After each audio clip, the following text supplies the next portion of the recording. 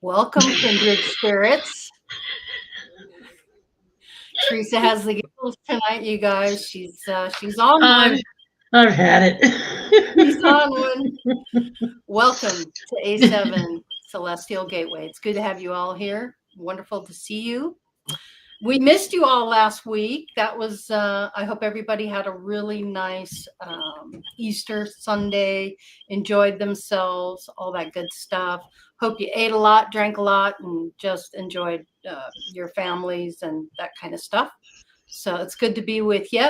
Looks like it's the trio tonight. So we're glad to be here with you. Theresa, would you like to say hello to people in chat? I think that would be a good thing for you to do. Oh, you do you? Yes. Trying to find busy work for me? Uh-huh.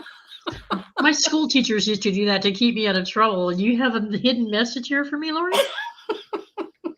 Yeah, read the chat. You gotta shut up and read the chat. Hello, ladies and gentlemen, boys and girls, snakes and snails and puppy dog tails. Who do we have in chat tonight? We have Scotty Boy. Scotty Boy. With his number 2 pencil and answers already written. Yeah. He's just the best, isn't he? He can't cheat by looking over Stevie-O's shoulder. Well, you can't cheat on this one. Yeah. No. Let's see. No, there's no cheating. There's no right. There's no wrong. So what's the point in having a quiz? What? We will get to that. Don't answer that question. Grandpa Brian, you're not in the chat. You're here with us. Let's see. Who else do we have? Mary Mansfield. Hi, Mary. Hi, Mary. It's always good to see you, too. Love seeing you in chat. Thank you. Yep. Thank you for participating, as always. Mm-hmm. And let's see. Lucky Stone. I said I was being lucky for lucky. Hi, Lucky. Good to have you with us always. Welcome. And enjoying his many questioning self videos. Yeah. They really make you think. Thought-provoking, don't they? They make you think. It does. It makes you think. Things that make you go, Pajo. Hi, Pajo. Good to have you in the chat tonight. Thank you for being here. Yeah, and welcome to that was my Elizabeth, your daughter's here. Hello, Elizabeth. Brian. Yeah. Good to have you with us as well. Yes. Good to see you, Elizabeth. Is she at the cabin too, Elizabeth? Yes, she is. Yeah, I heard her in the background. You need ear muffs just to get away from those tree frogs. Let's see. I'm telling you. Let's see. Anybody else? Let's see. I think. Oh, Ignis Draco. Our clock is an hour off. Oh, come on. We know you were out there having fun. No worries. No worries, Nicholas. Nicholas Doximus. It's good to see you in the chat. That's about it for now in the chat, and others will join shortly. Mm-hmm. So I want to encourage anybody that's watching that's never commented in the chat, do that tonight. Get out of your comfort zone a little bit and ask or participate. So let me get into this, what we're talking about tonight. So when I have my sessions with my guide, and this comes from my guide in the Oversoul, these 10 questions we're going to ask tonight, there's no right or wrong answer. It's just to get you to kind of thought provoke you and kind of see where you're at on your ascension journey. And it really helped because as I was in the session with him, I was answering each question, and it really did really get me to express how I feel about my beliefs and my thoughts as they are now. So how do we cultivate openness to new concepts and ideas with modern spiritual context? We begin with a strong focus on personal reflection, seeking diverse perspectives, and embracing spirit of curiosity. I can tell you, as we started this journey, your curiosity gets piqued and you just cannot get enough of it. You want more and more and more. You're like a sponge. You suck it all in. You just take it all in. You also engage in practices like meditation, nature walks, and gratitude journaling is really good to deepen that self-awareness and that connection to the larger world that's inside you. and additionally, explore different spiritual traditions, connect with diverse individuals, and be open to questioning your own assumptions. And that's what this really did for me. So, yes, no judgment. Whatever your answers are your answers. There's no right or wrong. There are 10 questions, thought-provoking, from the guide and the oversoul. And I found it fascinating. And I thought, wow, I really want to share this with everybody because it really gets you to think about what's going on. Let me adjust my screen here a little bit. Jazzy's in the room. Look out. We're going to roll now. Jasmine. Hi, Jasmine. All right. Okay, you guys. So let's get to it. I'm going to start with, you know what? Tonight, I'm going to start with you, Grandpa Brian. And what I'm going to do is just put up the first question. You guys in chat, whatever you come up with, put it in chat. Let's see what you think about all this stuff. It's quite interesting. So, shall we just get to it? Sound good? Looks like we got about 10 people here. That's all right. That's okay. There are 10 people that want to know. So let's do it. Yeah. Okay. Let me get these questions. I put them in a banner form here. Okay. So, Grandpa Brian, I've got the first question for you, and I thought you can answer it first, then Theresa, and then I'll give you my answer, because as I did this, I wrote my own answers down as I went through this with my guide, and I just really liked how this got me thinking. So here we go. We're going to go, and I'll put this up on the screen. Here's the first question. How do you know you are perfect, whole, and complete? How do you know you are perfect, whole, and complete, Brian? Well, I have said it before. My imperfections are what make me perfect and unique. So, looking at yourself and knowing that you do have imperfections, but that's what makes you unique. That is what makes you perfect. Because you find, yeah, you may have a flaw, but everybody has a flaw somewhere. That's what makes me unique. That's it's a part of me. So that's basically what makes me whole, is that uniqueness, that being different from everybody else. I kind of like the way you're putting that. Well, thank you. I like that. And I told many people, because people are like, oh, I'm not perfect. We're not meant to be perfect. But the thing is, your little imperfections is what makes you perfect and unique. Right. Right. Cool. Okay. I like that. Theresa, how about you? How do you know you are perfect, whole, and complete? Well, now that I understand that I am and know that I am, it's because I know I am a reflection of God. I was created in the image by other beings of light and love, by humans to merge with humans in this form. So I was created in the image of God himself, who is existence itself. I am. Therefore, I don't see flaws as flaws. See, I used to. So why do you have a crease in your forehead? Or why do you have a crooked teeth? Or why are you so jealous? Or why are you... I don't see those as flaws, because like you just said, Brian, if we're created in the image of all that is, we're just pure consciousness. We exist in a conscious state of being. And so how can we be imperfect? Exactly. We didn't create imperfection. We learned imperfection through our thoughts. So. Okay. So for me, how do you know you are perfect, whole, and complete? The fact that you exist, you are already whole and complete. The fact that you exist. Hi, guys. Hello. All right, Hi. Brian, I'm going to mute you here, Brian. You're crickets. Yeah, Bugs are going cray-cray over there. Good to have you guys with us. Hey, I thanks like for this joining. one. I like this one. Yeah. That's Scotty awesome. boy. Yeah, I love that. And this one. Yep, I got that one already as well. Oh, I didn't see him. Yeah, You know why? Because I can only see. Okay, I have to shrink the screen back down.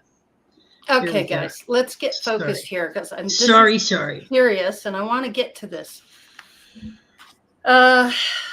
Okay, so if you're already perfect, whole, and complete, then you there's nothing to aspire to other than just being who you are. So in every moment that you are already perfect, whole, and complete. You're just you're in a mode of learning more, grasping more, becoming more than you were in the past. But just by the fact that you are here, that you exist, that you are pure consciousness, you're already perfect, whole, and complete. What say you, Jasmine and Nick, on that? How would you answer the question? Me first for you. Okay. Yeah. My way is very simple. I am perfect, therefore I am perfect. Big smile. Oh, there's no ego in there, right? No, just not a damn bit of narcissism. No, not at all. I love that. That's the power of I am. I don't know what to tell you. I'll make the rules. I just abuse them. I am perfect. That's it. I like it. I like it. We got a Jasmine, couple. how about you? Well, mine wasn't so easy. I know you're not going to have a simple answer, Jasmine, and that's I love it when you're on here. Not saying that, Nick, that your answer is not valid. Don't get me wrong. It's your answer. Yeah. Go ahead. So I was raised with believing that there is a right and wrong. Sure. That there is a good and an evil, that there is a God and a devil. So it took a lot of deep thinking, like how you said, a lot of self-evaluation and figuring out what that really meant for me and what that meant for how I viewed other people, right? So it's only been recently that I've been feeling more whole and more at peace. I feel like whole and complete is more of like embracing yourself and being at peace with who you are back then and who you are now. Because the choices that we made back then, they were the choices that we had to the best of our abilities. Yeah. You know, if we learned more information, then maybe our choices would change. But like, you know, if I chose to believe in love, I made some decisions because I believed in love. Later, then I found out that there was more things to look for than just, you know, the Bible says, oh, love never fails. And it's like, that's true if it was love and not something else. So I feel like now I know about being whole and perfect. I feel like perfect is kind of like beauty, where it's in the eye of the beholder. It's whatever perfect means to you. I feel like as long as we're in the right heart condition of doing the best we can in the moment, I don't know what else you can ask for. There's no malicious intent. As long as you're not out there trying to hurt yourself or hurt someone else, you're doing the best you can with what you have. And I feel like that's all. Well, you know, if your human form is a vessel for your true self, higher self, which is your soul, your spirit, then if you see something as damaged or not perfect or incomplete or not in balance, then to me, that's like I was buying into an illusion of things. And so we have these very trained or programmed ideas and concepts of what perfection means. And so I'm not looking for the physical. I'm looking for the feel good. Right. The feeling in here inside, deep within. Yes.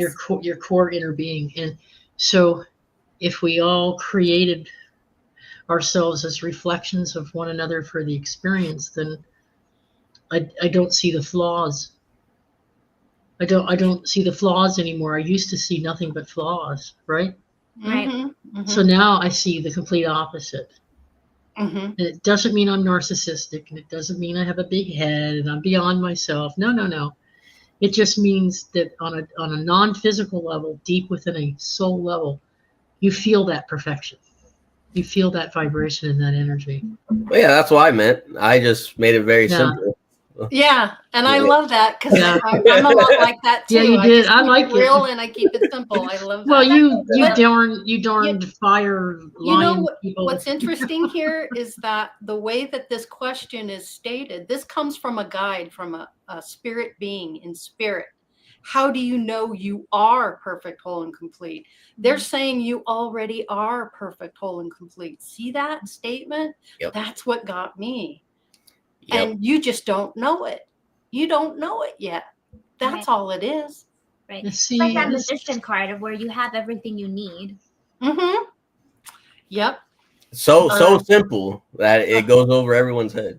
Mm-hmm. It took me a Very while much. to figure it out. Well, Yeah. It took me a while.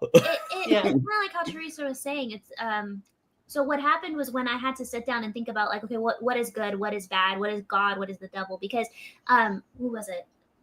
Was it Lucky that said that even the devil has purpose? You know what I mean? Uh-huh. Or Mhm. if you want to Yeah. go, if Sophia was here, It's Pajo. Yeah, Pajo. right? Like and Lucky. Okay. yes. Yep. But like Loki, even in the deities of the Norse gods, he even has a purpose. You know what I mean? Right. And I right. feel like they're like, because we take Sophia's runes class, right? And Odin is said to not let anyone eat at the banquet until Loki is also present there to eat. Yeah. And what that tells me is that these beings are full aware of the lessons that the devil and Loki help promote because of the contrast. You know what I mean? So it's not that, I don't know, that gets kind of deep there, but for me, when I was thinking about what do I find as right, what do I define as good, I was so stuck on the light, like I was hard stuck light. Like I was just like, only good, you know, that's it. But then I learned that no, it's a balance between the light and the dark. Mm-hmm. And the dark has healing purposes too. Right. You can heal with dark. Yeah, and I used to Can't think have the light exactly. without the dark. I used to think exactly like what you're describing. I used to think that way. And now for me, it's a different use of language. And so what I'm saying now is that what I thought what perfection meant and my pursuit of perfection meant growth. Now I know inside I am perfect, whole, and complete. And what I seek is advancement in knowledge. I seek change. I seek expansion of consciousness. I seek further connection and interconnectivity with others and with the Godhead. And so to me, that's not necessarily an imperfection that I'm striving to achieve. I already have the perfection because I was granted that as my inheritance as a divine being. Mm-hmm. What I don't have necessarily are all the tools or the know-hows to get to where I want to go or make the kind of changes I want to see in my life. And that's what I've been learning. That's where the expansion and growth is focused, not on whether I'm perfect or imperfect. Would See, you so say I shifted my thinking on things a little bit. That's all. yeah. I'm not saying that everybody's got to do what I did. I'm just saying that that's a different way of looking at it. But yeah, that's the fun part about life. We all are perfect, but when we get here, we make the choices to make any attunements or refinements we want. Yeah, through the lessons and hard knocks and yeah. I feel like it's also deprogramming or unlearning what you thought was right. Yeah. Well, think about that too. Your programming is what put you in the state of where you needed to be to learn those lessons that the soul came here to experience. So those that programming is very important, and you spend all this time, most of your life living out that program. You spend the next part of your life trying to deprogram it. Yes. So that you know the balance of it, you know the difference, the duality of it. Yeah, that's interesting. All right, let's move on to question 2, and we'll begin with Brian on this, and I'll unmute you, Brian. So, how do you know when you have ascended to a higher version of yourself? Remember, these questions come from the guides and the oversoul. How do you know when you have ascended to a higher version of yourself? Brian. When I changed my thought process. Mm-hmm. started moving my thought process to a higher vibrational level than what it was before. Mm-hmm. So when you experienced the change you were seeking. Yes, once I truly went inside and found out who I authentically was, did the shadow work and all that, that is when my vibration started raising higher, and I knew I was on the path that I wanted to be on to get me on that start of the ascension process. And now what was it's your just catalyst? What was your trigger? What triggered you? Was there something specific that triggered your process that you can recall? Jim. It was a lot of it was just being lost for a long, long time and not having a sense of direction.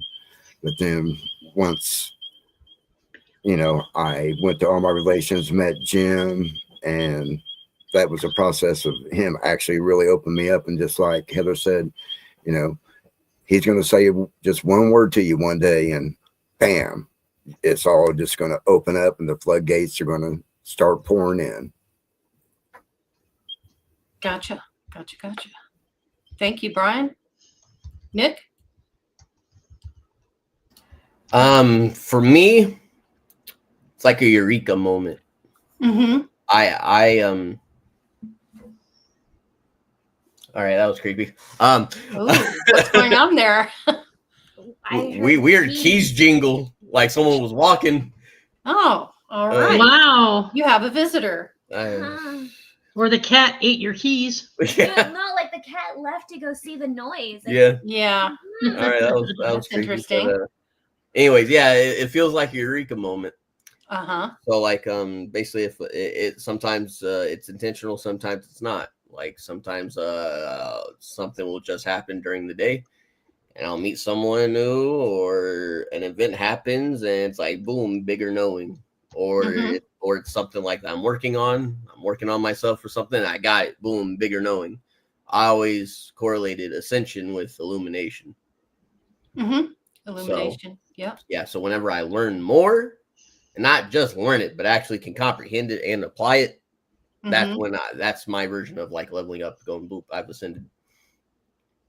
There's so much involved in ascending. It's not just as simple as, oh, I'm this one day and oh, I'm that the next day. It really is a progression, an ascension, an incremental change that goes on every single moment, every day. Something happens, or you hit a milestone, or you realize something, or you understand a new concept, or you're now connecting with spiritual beings and you're understanding who you are on a whole different level.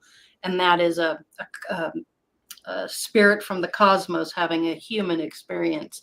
And that's what's really mind-blowing, because you've always thought that you're something that you are the creation of who you came here to be. And you don't know how to be anything other than that until you go through something like this and you start to understand all that.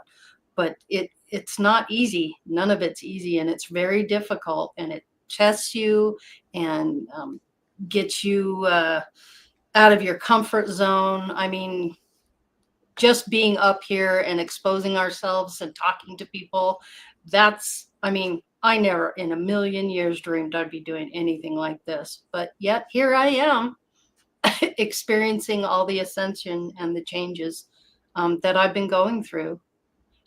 How about you, Jasmine?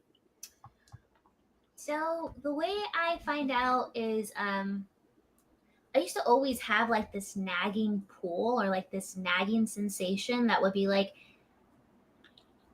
go do that, go learn that, go have that, go experience that, like go blah, blah, blah, right? And then like it instead, because like I would feel it every morning. I'd be like, I don't want to wake up right now. All I want is to go outside and be with the young. Like I would have these like very visceral reactions to what I wanted to do with my life. And every day I would have to shove all of that into a box, wake up, and do something I didn't want to do. And it was always feelings of like, I feel like I'm missing out. I feel like I'm supposed to be doing something. I feel like I'm forgetting something. I feel like just like a nagging sensation.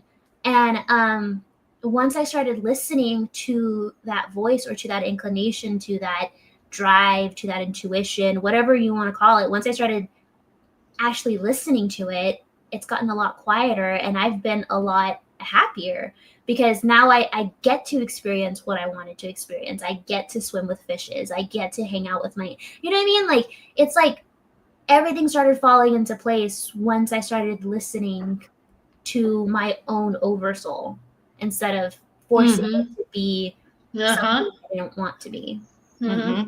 Interesting. Mary Mansfield says, how do I know? I don't. I'm not sure if it's necessary for me to know while I'm in the middle of the journey. I just keep trying to improve my life, and I'll make that assessment when it's all over. Yeah, you can, but why not make the assessment before you carry over? Well, that too. Yeah. I think both ways are right. They have like their own logic to them. Sure. I like to know I'm on the right track, or to know that I'm going down the right path. You know what I mean? So that's why I have like those little assessments. So the way I know I'm getting closer, or like my validations, is when I learn a new technique and it's working, and I'm like, oh wow, okay, so this is that, like, this is that frequency that I have to follow, or this is this path I'm supposed to follow, or that, you know what I mean? Once I have like those little like validation moments where I'm like, because it's so trippy to me of when I'm imagining something and someone is like, oh, so you're imagining a pink house with yellow shutters, and I'm like, how do you know? Yeah. Because project planners are somewhat predictable. Yes. But like, I just, another way that I test it, because you know me, I'm always trying to do like scientific method, like repeat results, right? So I test my theory, and then I document my theory, and then I try to see if I can replicate that theory. And then once I get it replicated like 3 times or more, then I put that in my logbook as success, if that makes sense. And that's just more on tangible metaphysics, even in small things as my own emotional state of being. Like, how many times was I sad today? How many times was I angry today? How am I more like, instead of having super high highs and super low lows, I would consider that a victory. I would consider that closer to ascension. But the thing that I use a lot is I mirror the chakras and was it Maslow's hierarchy of needs? Right? I use both of those systems to kind of see where I'm at in life. You know what I mean? Like, I try to see how far up I go on that pyramid. And then once you reach the regular pyramid, there's more, then you have the higher chakras to go through. So I personally use that method as seeing where I'm at in stepping stones in life. I think every day that you live and breathe on this planet, that you're in this human body, you're ascending to a higher version of yourself, because as every moment goes by, every breath you take, there's something you're learning, or something has happened throughout the day. And each day incrementally, you're ascending to a new higher version of yourself. I think just being the best version of yourself you can be. Like, if you're good with you, and you're true and authentic, and you have integrity for yourself and others, you're walking in a higher vibration. You're already ascended to that version of yourself that a lot of people are aspiring to get to. And that's, for me, that's how it is. It just, every day I get up, every situation I'm in, anything that happens in my life, something happens with my family, or this is going on, or I'm out in public, or I'm at the grocery store, something happens in the grocery store, or I have a conversation with someone. Recently, I had a conversation with a guy. I forget where I was. It was at the counter, and he was really stressed out and having a bad day. And I think a lot of it has to do too with being very intuitive. You're picking up on people's vibes. And I'm like, what's going on? You're having a hard day. What's happening for you? And he's like, oh, I'm so sorry. Because he was being downright rude. And I was like, so what's going on with you that you're so upset? And he said, well, I've got this major test I'm going to be taking soon, and I don't know if I'm going to pass it, and I'm all stressed out. And I said, you know what? You're going to pass it. You're going to pass that test with flying colors, and everything's going to work out for you. And by the end of the conversation, he was like, man, thank you. I really needed that. That's how I was able to ascend to a higher version of myself, by being there for other people and noticing that you needed that help. You needed someone to say, hey, look, it's going to be okay. You're going to get through it and you're going to pass it. And do you know that guy passed the test? Oh, that's He good. passed it, and with flying colors. And so every time I see him now, he's like, hey, hi. Let me tell you what happened. You know, it's really cool. I think that's a good example of you using that discernment that we talked in other episodes, and also not being reactive. You chose what you want to do. Exactly. Yep. That's divine intelligence. That's emotional maturity, in my opinion. Because I didn't take it personally. I didn't sit there and I didn't let the guy get to me like that. I recognized, because of the higher version of myself, that you're in a spot, and I've been there myself. I've had rough days. I've treated people like crap. I know exactly what you're doing and why. It's because of those experiences I had that I was able to recognize that in someone else. Mm-hmm. Yeah. Anyway, I thought that was a cool story. How about you, Theresa? How do you know when you have ascended to a higher version of yourself? Here lately, it's a lot of different things. You've got a lot going on, girl. You got a lot on your plate right now. Yeah, it's true. It's all good though. Learning a lot. I would have to say the one that sticks out the most is that when I give myself permission to let go of my ego and empower another person to be their authentic true self, to express what they want to complete or what they want to do in the way that they want to do it, not the way I think it should be done or the way I would do it because I think my way's better. It's sometimes swallowing that pride and that need to be the one that shines and sticks out. Instead, it's like, that's not important to me. What's important to me is that something gets done that needs to get done for the benefit of everyone. And there could be 6 different people going about it in 6 different ways. My way doesn't have to be the highway. My way doesn't have to be the right way. Well, it works for you. May not work for others, but it works for you. So when you're in a group situation or working with another person, and I don't care who that person is, it could be a neighbor or a friend or a relative or your loved one, a parent. It doesn't really matter what their station is or what their role play is in this game of life. I just know I've reached I've ascended to a higher version of my higher minded self when I don't let those things bother me anymore. And I'm being truthful because and Laurie can tell you, I could sit here and tell you stories of things that have happened here over the past couple of months. And you have to and every now and then it creeps in. Every now and then a thought will creep in or an action, or you'll feel that knee-jerk reaction. You want to strike back and then you just back off. You can let them handle it. They want to do it that way, fine. If it takes a little bit longer, as long as it gets done, but you're letting go of your need to be in control. So that's coming from the ego. So my truest inner core, let's go, because it doesn't serve me to be upset. It doesn't serve me in any way, shape, or form to be resistant to others or to be resistant to a common goal or a shared vision of getting something done. And guess what? I learned something new when I do that. Something I hadn't thought of. Yeah. So I'm more open and more receptive to how other people are going to do something. And I go, wow, I didn't think of it that way. I didn't see it through that set of lenses. I'm glad I let you do what you do so well. And I always thought I was like that because I did it in business quite a bit, because that was my job, to coach people. But even then, I had certain ways, Yeah. But now I don't. So, and people take off, and you know what you're doing. You're helping to bring the best out in the other person. but you're swallowing your own need to feel that important or to feel that you're in that charge.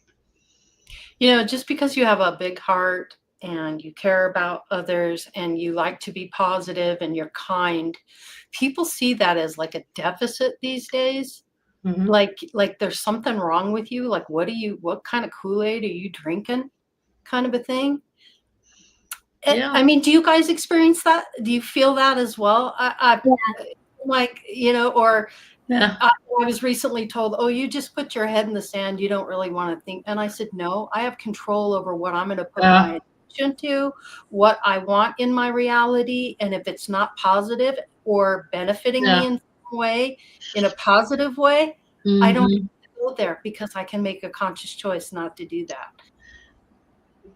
Well, I had a neighbor who had a really hard time when I acted. See, I've been doing this, not realizing that's what I was doing. Now it's purposeful because I understand it as what I need in my toolbox. But before it wasn't always purposeful. I'm just that way by nature sometimes, but I can also be, no, we're doing it like this because this way. I can be obstinate. You ask my brother. Sure. He has to deal with me when I'm like that. I want it the way I want it. That's the way it is. I had a neighbor who used to say to me, oh, God, go ahead. Let people walk all over you, you stupid fool. It's their perception that. And I'm going to laugh like hell when you fall on your ass because you let somebody do something that stupid that you. And if you fall on your ass and you hurt yourself, I'll be there to help you. I'll help you. Yeah. Yeah. Because I'm not going to turn my back on you. I'm not going to do that. That's not who I am. Right. Maybe before I would have laughed and said, screw you. Not anymore. Because you're a part of me. You're a reflection of me. So I'm not going to treat you that way because you're treating yourself that way and you're treating other people that way. That's not me. I'm not going to do it. No. All right. Let's get to number 3. When do you see changes as hurdles? Brian, you're up. When do you see changes as hurdles? I really don't see changes as hurdles. I always seen them as opportunities. Opportunities to help myself grow. To me, a hurdle is something that you have to overcome. Change. Who says you have to overcome change? Change. I see it as a challenge. It's a challenge. It's not a hurdle. It's a challenge for me. Yeah. Yes. I agree with you. It could be a challenge, but changes are what helps us grow, because if we don't change or situations don't change, it's going to be stagnant. And where's their growth and stagnant? You have to have that change. That change is, like I said, is what helps you to evolve, because if everything just stayed the same, how are you going to grow when it's just the same every single time?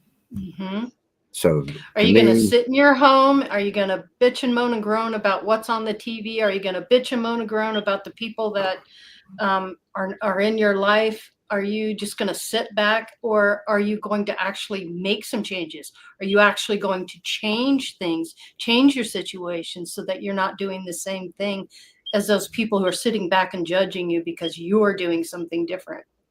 Right, exactly. That was perfectly said, Laurie. Yeah. Thank you, Brian. Ooh, I love you. How about you, Nick? What say the nexter? The only time I see change as a hurdle is if it was getting created for that purpose. Like some are opportunities, but others are literally just there to impede you or drain you, etc. Seems that way, don't it? Ooh, yeah. Well, I say build up the discernment on knowing which one is an opportunity of growth and which one is there just to waste your time. Sometimes I just want to go. Yeah. When I come across one that's wasting my time, I use my critical thinking skills and problem solving skills to get rid of it in any shape, way, or form. I might have to smite it.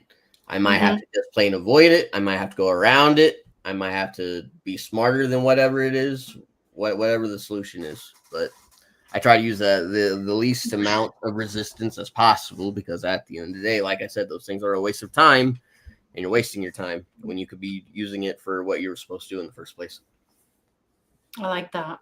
Yeah. I like that. I like what Lucky Stone said. That was interesting. Yeah. How about you, Jasmine? When do you see changes as hurdles?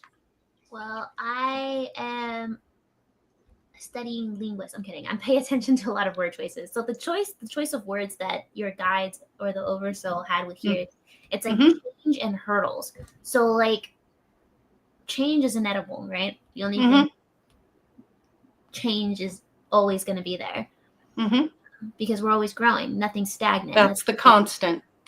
That's what is said. There's only one constant, and that's change. Exactly. Yeah. And hurdles.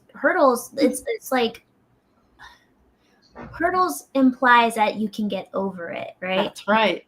You can jump over it. You can go under it. You can Very good, Jasmine. Well done. So to me, when I try to interpret this sentence to my life, right, what changes or hurdles? So I'll use a quick example. I kept having medical issues. So first it was my back, right? And I had to spend money for that. Then it's the stupid, I still have it. The Barcelona. Okay. Yeah. And then now I have a ganglion cyst, and I'm just like, great. Why is this happening to me? You know what I mean? Like thinking of because these are challenges, these are hurdles. Like, why is this why does this keep repeating? Why is it always more and more and more? Like I do the work. I'm studying. Like, what am I missing here? There's something that I'm missing, right? So I went to go see him, like Brian did. And he's like, it's nothing bad. And I'm like, well, it has to be something, because like it keeps coming at me. So then I had to sit there, and then he's like, that's the problem, is you keep thinking. And I'm like, okay, so what does that mean? And then I started remembering what I've been learning about overthinking. You know what I mean? When you overthink it, you're creating more work, and it becomes a spiral, and it becomes toxic, and blah, blah, blah. So I'm just like, okay, so he's like, just sit and ask your guides or ask yourself, why does this keep coming up? Like, what is it? Right? And so I was like, okay, I'll do that. And then he told me, like, once I got the answer, he's like, it's because we keep trying to teach you to take it easy, to not take life so seriously. And we've been giving you excuses to be more relaxed and to be more present. And you keep working through the pain. So we keep having to change the pain channel. Wait, he's not getting it. Let's dial this up a bit. Yeah. Yes. I'm like, but not working. I was like, what? I have to eat. I have to work. What do you mean? Like, I have to find the solutions. Like, that doesn't make any logical sense. And my guy was like, not stressing. You stress about everything. Yes. You stress about your food. You stress about your car. You stress. It doesn't matter how much you stress. The only thing you're doing is poisoning your body. That's it. Yeah. You can work. Throwing more fuel on the fire. Fuel on the fire. Yep. Yes. Dis-ease causing disease? Yeah. Who could have thought? Well, yeah, right. Only been praising it for 2 years. Yes. But the thing is that it's the word choice. Like we were talking, like Laurie was. They weren't telling me not to work. They were trying to tell me not to stress. Yes. Like I could work as much as I wanted, as long as I kept my stress under control.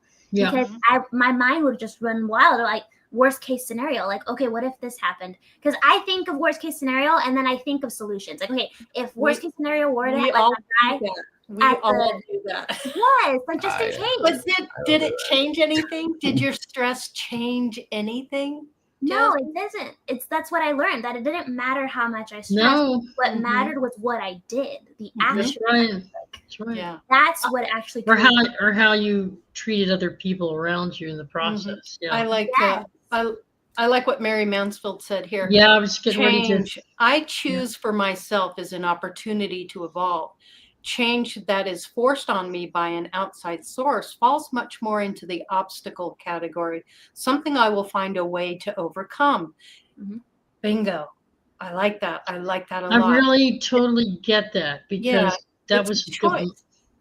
That was my answer, is that I don't see changes as hurdles unless it's something that's being forced upon me by an outside influence. And so in the past, I've been very reactive to that, not embraced it as an opportunity to learn from and grow from. So I have a slight variation on it, Mary, but it's very close to what you're saying, is that things that I choose to change that come about or are having a tough time coming about, where you get ups and downs on a freaking daily basis, and not everything is something that you can control. I totally get it. But instead of looking at it as anything outside of self, it's all a reflection from within, because we're all reflections of one another. Mm-hmm. So if I look at a group, like a business or an institution that's coming against me, or a group of people that are not cooperating, and everything was going smooth, and then all of a sudden it looks like crash and burn. Well, if I think the them are causing the crash and the burn, and I'm not going to get out of this, I flip it and I go, they're a reflection of me, and so they must be very concerned, or they wouldn't be responding this way. And I'll give you a really brief example of this. I'm working with a company that sees information about me in a certain way. And I know the information to be false because I have the same data from different sources. And I've got it from 3 different sources, okay? 3 very different kinds of sources. And so I know they're looking at something from a certain perspective, but they're saying no to me, which looks like a hurdle that I can't get past, right? But only if I keep saying that to myself and put that thought out there. So I've been working with Laurie here, my buddy, on keeping that vibe, keeping that positive thought, and envisioning the outcome the way I want to see the outcome. And little bit by little bit, Spirit's just been opening up to all these outside things that are blocking me, and other things are happening, things I didn't expect, which are helping to turn the table. And so if I put out what I know, not what I think might happen, but what I know to be true in my heart, that this is what's going to work for me, and this is how the outcome is going to be, and I believe that outcome, and I see that outcome, then that will be the outcome. If I don't, the more I think about, well, there could be this, and this could happen, and that could happen, and then I could end up doing this and that, I'm manifesting the exact same thing to happen. So it's not coming from without outside. You're actually putting speed bumps in your way. Yeah, when you do that, you just that's add when I see bumps. Them. Now you got hurdles and speed bumps. And I'm butt sore. All right, Ponchos, take this one, Theresa. So is hurdles placed in the path by outsiders a form of magic to destroy, or is it a way to refine, or both? If that's what you think it is, Padjo, my response would be, if you think it's a form of magic that's out to destroy, then that's what it will be to you. And so as you're facing it, or whatever you're dealing with, you'll feel destroyed. You'll feel that something else produced an abracadabra on you and knocked you out of the park. But if you take a look at it and say, well, it's not magic, it's not something that's out to destroy me, it's something that I need to learn from, because it might not only be applicable to right now to solve my existing situation, it might become applicable 5 or 10 years from now, when that can gets kicked down the road and I have to face the same kind of situation. I'll know how to deal with it because I've already been through it, because I already learned it. Mm-hmm. So I don't see it as a spell against me to deliberately block me from anything. I see it as a challenge and an opportunity to overcome and grow from it, advance from it. And that's what I did this week. And it may have taken me ton of crap to go through with an emotional high and low. But I hung on to those emotions. I didn't let them run away. I didn't come up with a defeatist attitude. And I didn't say the enemy is attacking me. That's a very spiritual thing that you'll hear from Christians sometimes. And, they feel that the enemy is attacking them, or they'll feel a spiritual attack, spiritual warfare. Something's trying to prevent me from being good or having what I want or achieving my goals. It's all within inside of you and as to how you give permission to those on the outside, because we're all part of the same collective. We're just playing different roles. Mm-hmm. So I've learned how to look at it from a different perspective and change my attitude towards it. And that is the higher mind at play, but it's also my divine right to do that as a divine being. See, that's what people forget. People forget. Why do you feel like you're being attacked? Why do you feel like it's something that's coming at you? Why are you giving yourself permission to feel that way? What makes you feel like crap? And you're not accomplishing anything. So why not think of it in a different perspective? And that is, it's something new. It's something different. I might not like it as I'm going through it, but boy, I'm sure as hell going to learn something from it, because I'm not going to invest my time and energy into anything I can't learn from or grow from. Right. That's the way to look at it for me. Mm-hmm. It's been working for me. Mm-hmm. And I have changed to the extent that I can get past it now, even if I have moments of craziness. Mm-hmm. And I do. Mm-hmm. Sophia just joined us. Thank you, Theresa. That was some good insight. Thank you. Sophia! It's good to see you, Sophia. What's up? Spicy girl? Spice girl? Yeah. Hermetic philosophy. Yeah. Well, I'll pose the question to you. When do you see changes as hurdles? For me, what are hurdles? Hurdles are exercise. Hurdles are stretching your normal capability to the next level. So for me, when change or a hurdle manifests in my life, one, I take it as a compliment, and the only way out is through. So be clever, figure it out, and keep going and try to have fun during the process. So a lot of people, I think, have a negative connection to the word change, because a lot of us navigated change that was completely out of our control. So it's kind of funny, but in the same way, I have to be careful. But when life happens to me, I change my Zen dens. I rearrange my craft room to kind of give myself a sense of control. If everything outside of my walls is getting interesting, I'm going to rearrange something in my house on purpose. Be like, all right, fine. Fuck it. Team change. Oops, sorry. If we're going to change, let's change, all of it right now. Yeah. So it helps calm. So no matter what your changes are, you're just going to meet them head on. You're just going to meet them head on. Let's go, Spirit. Let's go. Yeah. Bring it. I'm ready. Let's do this. Change. You want to see change? I can do it. I got change. I got it. Yep. No doubt. All right. Let's go to number 4. Thanks for joining us, Sophia. It's good to see you. Yeah. Good to see everybody. So, Grandpa Brian, when do you know when to act on your emotions? When do you know when to act on your emotions? Oh, that's a tough one. Sounds like a trick question, doesn't it? When do you know when to act on your emotions? Well, I know not to act on my emotions when I'm road raging. That would be a really good so time. What allows you to go, do I want to react this way or do I, that's a choice. Isn't that a choice? When you realize it's a choice on how you're going to react to something? Yes, because of not counting road rage, but a lot of times people might say something to you because they're wanting a reaction, an emotional reaction. It's good to be in check with your emotions, keep them in check, but then there's other times where you can't do that and you got to let the emotion, whatever it is, to release. You can't just keep bottling stuff up inside you, if you know what I'm trying to say.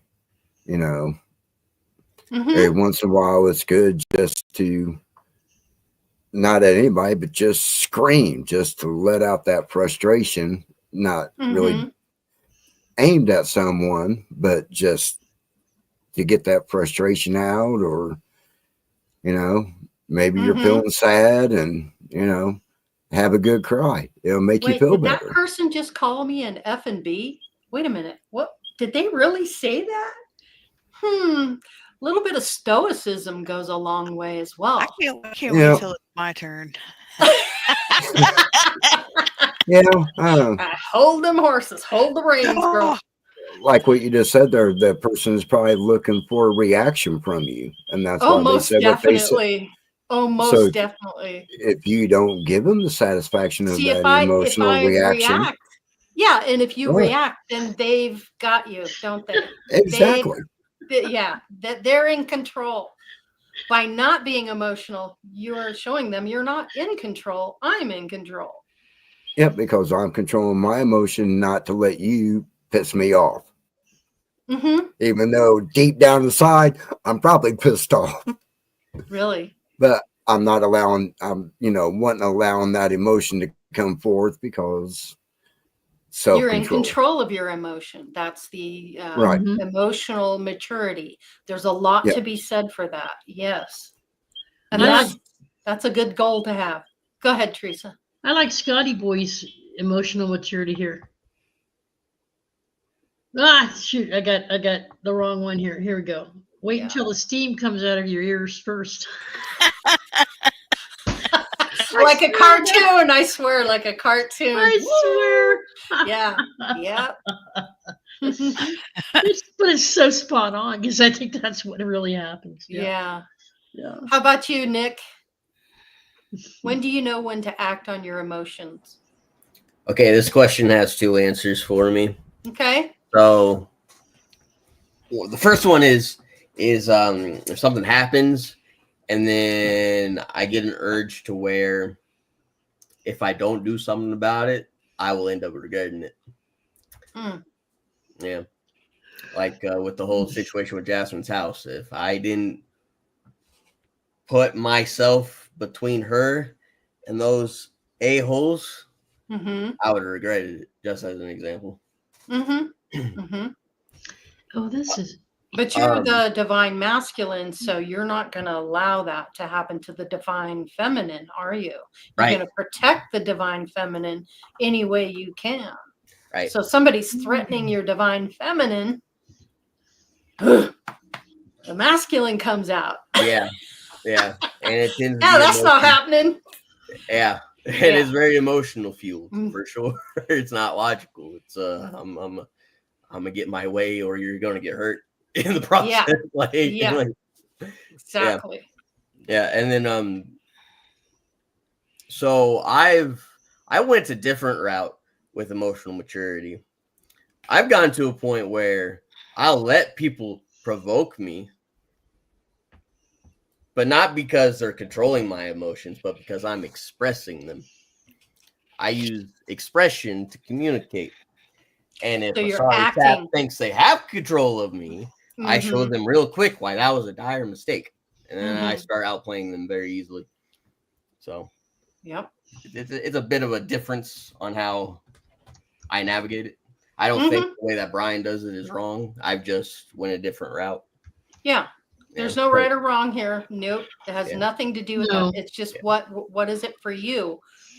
These answers are yours and yours alone. No one else can answer them that way. Yeah. And that's why this is important, is so that other people can see there's other perceptions, there's other ways of seeing things. This is so that we can show the example. Yeah. I literally play tactic games casually on my spare time. So whenever someone wants to get tactical with me, it's like a challenge to me. Like I'm in a competitive multiplayer match. Like I'm about to show you why that was a dire mistake, and you're about to receive the consequences for thinking you're smarter than me. that's where my head gets. Like I get really petty when someone tries to test my gangster, as I say. Oh, okay. Oh, don't go gangster on me. Just a little. You go gangster I grew up in the me. project. That's all awesome. hail the spaghetti stained. I love that, dude. All is fair in Raymond. love and war. So just let me tell you right now, you go gangsta on me, you're gonna get a treat. Yeah.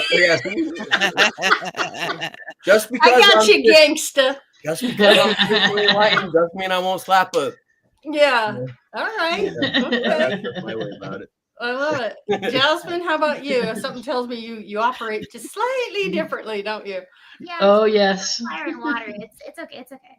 Yeah, it's all good. It's a very big deal. Yeah. It's situational. So what I've learned is sometimes I need to be around the same type of people that understand me to get my humor or to get my sayings or to do anything. Because if people, so I noticed that at work, I can't exactly joke or be to myself too much just because I don't know why people are very intimidated by me. And I'm like, dude, I am tiny. Like, I am not going to hurt you. But it never fails that like someone's already has their guard up with me, and it doesn't matter what I say or how I say it. They're just not going to like anything I say, and they're going to be emotionally charged. So to me, it is very situational. There is a couple of things that I've noticed from existing that I will act instinctively. I will not be able to keep to myself, if that makes sense. And the only time that that my body has reacted before my mind, which is bizarre to think about because my mind can go really fast and I can think about a million things. I probably have like 50 tabs open and like background music playing, and like my mind is constantly going. Okay, so for my body to be like, nope, shut off, we're doing this. I'm like, what are we? I don't even know where we are. Like, I don't even know how I got here. What do you mean? The instances that happened was I was seeing this group of guys, 3 guys, they were beating up on this dog. And I don't know what came over me, but somehow I put myself in between the 3 guys and the dog. And I was just like, what the hell do you guys think you're doing? I just completely instinct took over and I was there. And then my ex at the time was like, do you realize how stupid that was? Do you realize the danger you put yourself in? You went up between 3 guys that were already agitated, that were already aggressive, beating up a dog, and you just threw yourself in the middle. And I'm just like, to me, it's like the answer that I told him was I would not be able to live with myself. Even if I were to survive, I would not be able to look at myself in the mirror knowing that I did nothing. Hearing those dogs' screams and cries and the yelps and stuff, I can't. I just can't. So for me, that is like, I don't know. I don't know if it's a calling or if it's right or if it's wrong. But at this point, it's like, I don't really care. You acted. So that was a time when you acted on your emotions because you were protecting that animal against stupidity. Yeah. And like he was right. It was reckless. It was like it made no logical sense. But I just there was no what if. You managed to solve the problem, didn't you? I did. And you knew when to do it. So well, that's similar to my first answer. Yeah, I feel like there's instinct that kind of happens, but I feel like with it is situational. So like I'm not gonna rip someone a new one. Like if it's like a kid, like they don't know what they're doing. You know what I mean? Sometimes I did see a kid like pulling on cats' tails, and I'm just like, do you like when people pull your hair? And they're like, no. And I'm like, so why are you doing? Why are you doing that? Like, it doesn't make sense to me. So, but I do feel like expressing your emotions does bring you more to authenticity. So I feel like in the heat of the moment, okay, rage came up. Why did rage come up? They shouldn't be talking to me like this. This is very disrespectful. I don't know who they think they are, but I'm not the one, right? So it's like, okay. So, all right, Rage, I got your message, but what are we doing? We have bring it on, Rage. Yeah, we have option A, start a fight, or option B, play tactics, right? Or option C, just like watch. That's what I do. I watch. I'm just like, okay, So why do you feel like that? I start playing therapist with them. That's what I do. And I start investigating what's wrong. Well, how did that happen? Why do you feel like that? And then somewhere along the line, they're just like, what were we talking about? I was like, you were mad. Remember? But I would say act on your emotions depending on the situation, the environment. And sometimes, sometimes you knew when to act on your emotions because of how you felt, and you went with it. So you made a conscious choice to protect that animal. That's what I'm saying. That it's when it becomes a choice, it's a choice on how you're going to do it. Yeah. Well, thank goodness there are people like you to protect and to show people that, hey, there's a different way. And if you got to get a little aggressive, then, hey, you got to pull a little masculine energy out and make it happen. Being able to express yourself also keeps your body healthy, spiritually and physically, because I agree. Suppressing it, all that does is you're hiding your truth instead of spreading it like you're supposed to. Yeah. You can suppress it. You can control it. Yeah. There's so many different aspects to it. Depends on the situation, which that she mentioned. So yeah, but depending on what choices you make, like for example, if Jasmine would have ignored the dog thing, right, her self-esteem would have dropped. Yeah, her confidence in herself would have dropped. Yes, I agree. Et cetera, because she didn't apply what she believes in at a core fundamental. She essentially would betray herself at that point. Yeah. So it's very important to not do that, especially if you want to manifest the life you want. Right. Yeah, I like that. Agree. Absolutely. How about you, Sophia? When do you know when to act on your emotions? This is a loaded question for her. It's all right though. It brings a lot of validity. Okay, so this is how I navigate this. You have the mind, you have the heart, you have the gut. For me, emotions are very lower cauldron, if you will. They're part of my animalistic natures. I say that because sometimes my perception, my mindset dictates my emotions. Sometimes that can confront with the truth. So like my frequency, my vibration can put glasses on what I'm experiencing. So if I come at something with an emotional fashion, that's generally not a good idea for me, because it's fun for me. So let's just leave it there. And let's go. And what I've learned to do over my 29 years on this planet is take the mind and the gut and come from a place of wisdom. Because operating simply on emotions for me is toxic. Me operating completely from the mind can become toxic. And then what was that? The analysis paralysis. Love it. But when you take the mind and you take the emotions and you come from wisdom, which for me is the heart, things generally don't become as expensive as quickly as they used to. And I hung out with some really cool people about 10 years ago, and they taught me to play the tape all the way through. So when hypothetical or life shows up and I'm coming from an emotional position, to know that I can have my foot on the brake and the clutch in life, just to kind of survey what exactly is going on.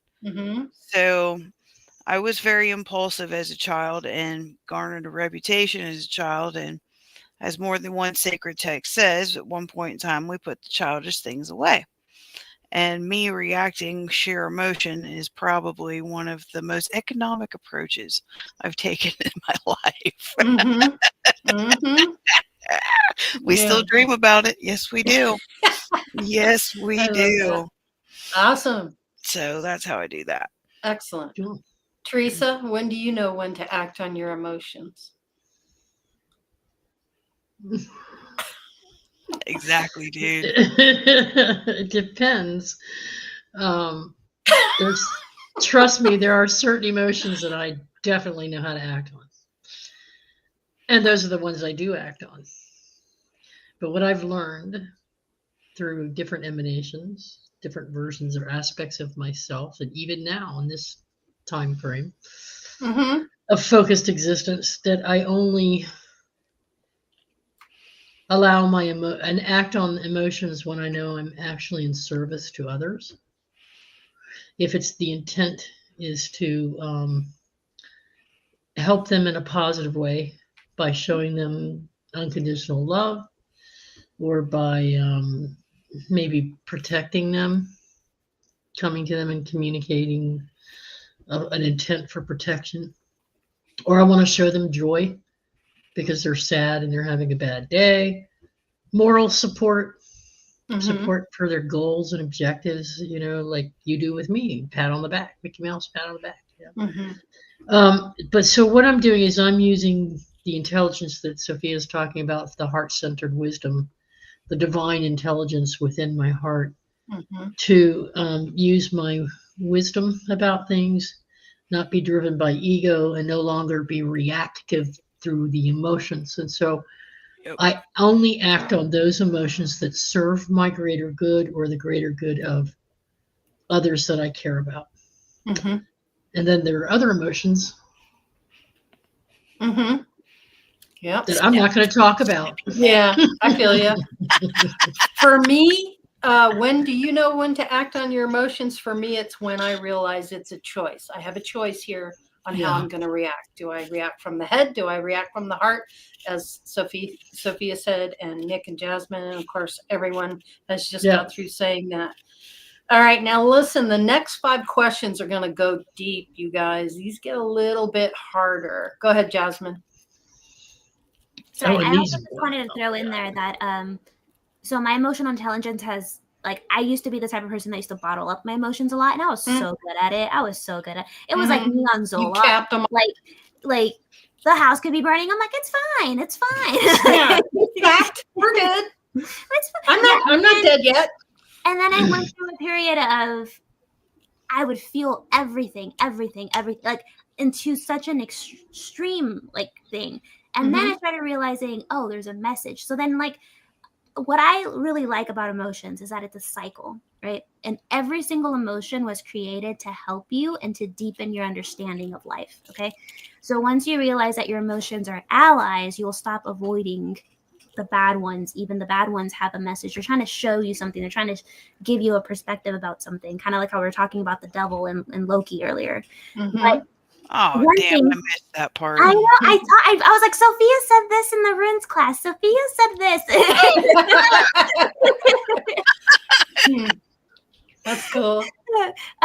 But one thing that I noticed, and I don't know if you guys could attest to this, but as being an empath, I'm kind of like a reverse empath of where if I am at like a level, let's say like a level 3 or 4 of anger, Nick's like, what the hell is wrong with you? He thinks I'm off the charts. He thinks like I'm at a 10 or like max anger. And I'm just like, no, I'm just pissed off. Like this, like it's not working.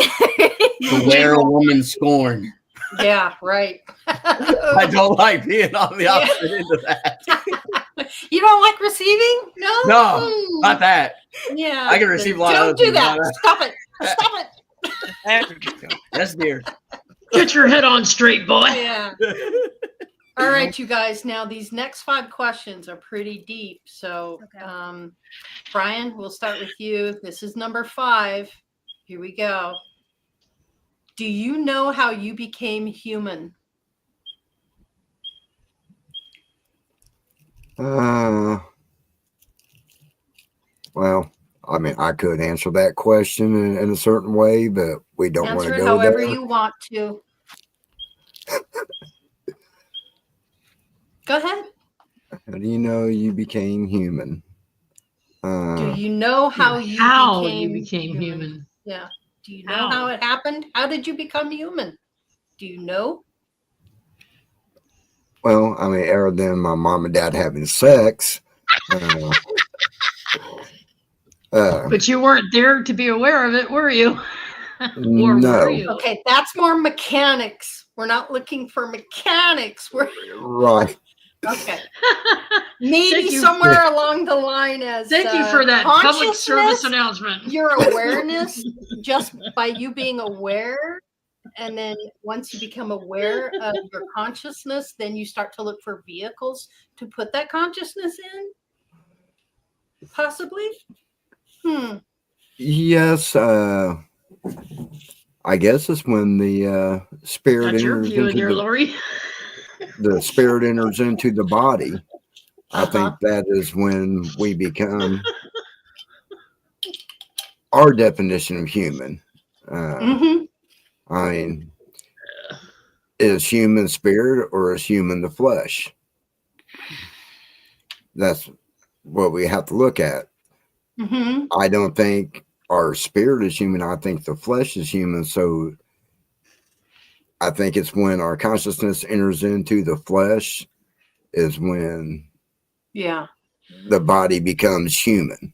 It's what That's what gives the spirit's body trying to get you to think about.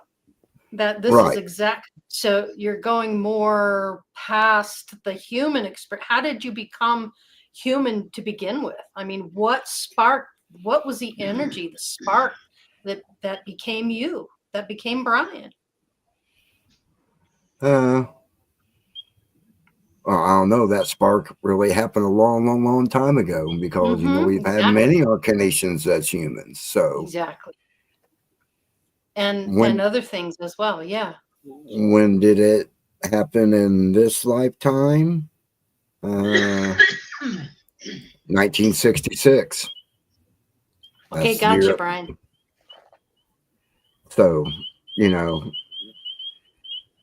got to think in previous lives, I mean, I think it's when the spirit enters into the human body is when you actually become human. Other than that, you're just spirit energy existing. Gotcha. Theresa? Is it okay if I jump ahead and go ahead and combine mine with Brian's? Absolutely. Go ahead. Because this is a demonstration of what Brian's describing, in my opinion. Okay. I actually remember, and I think I've told the story in years past on this program. We've been doing this for 5 years now.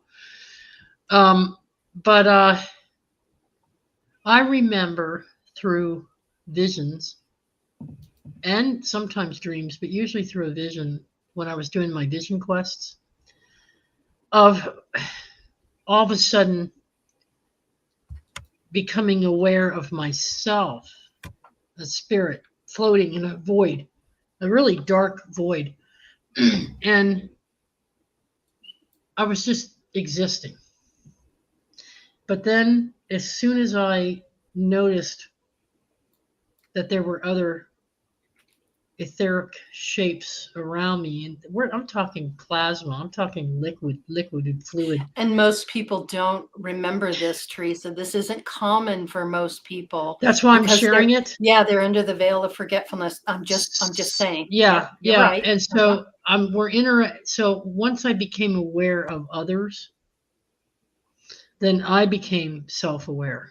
And I think Source does that. Source became aware of self and wanted to know if there were others. And so as time, or not time, but as existence moved in its circular fashion and we were dancing around each other and communicating telepathically, a decision was made to experience density in a certain way. And I won't go into all that, but I remember the first thing I did was get heavier. And my very first memory, my earliest childhood memory, wasn't as a human. Yeah. I was actually a freaking piece of dirt.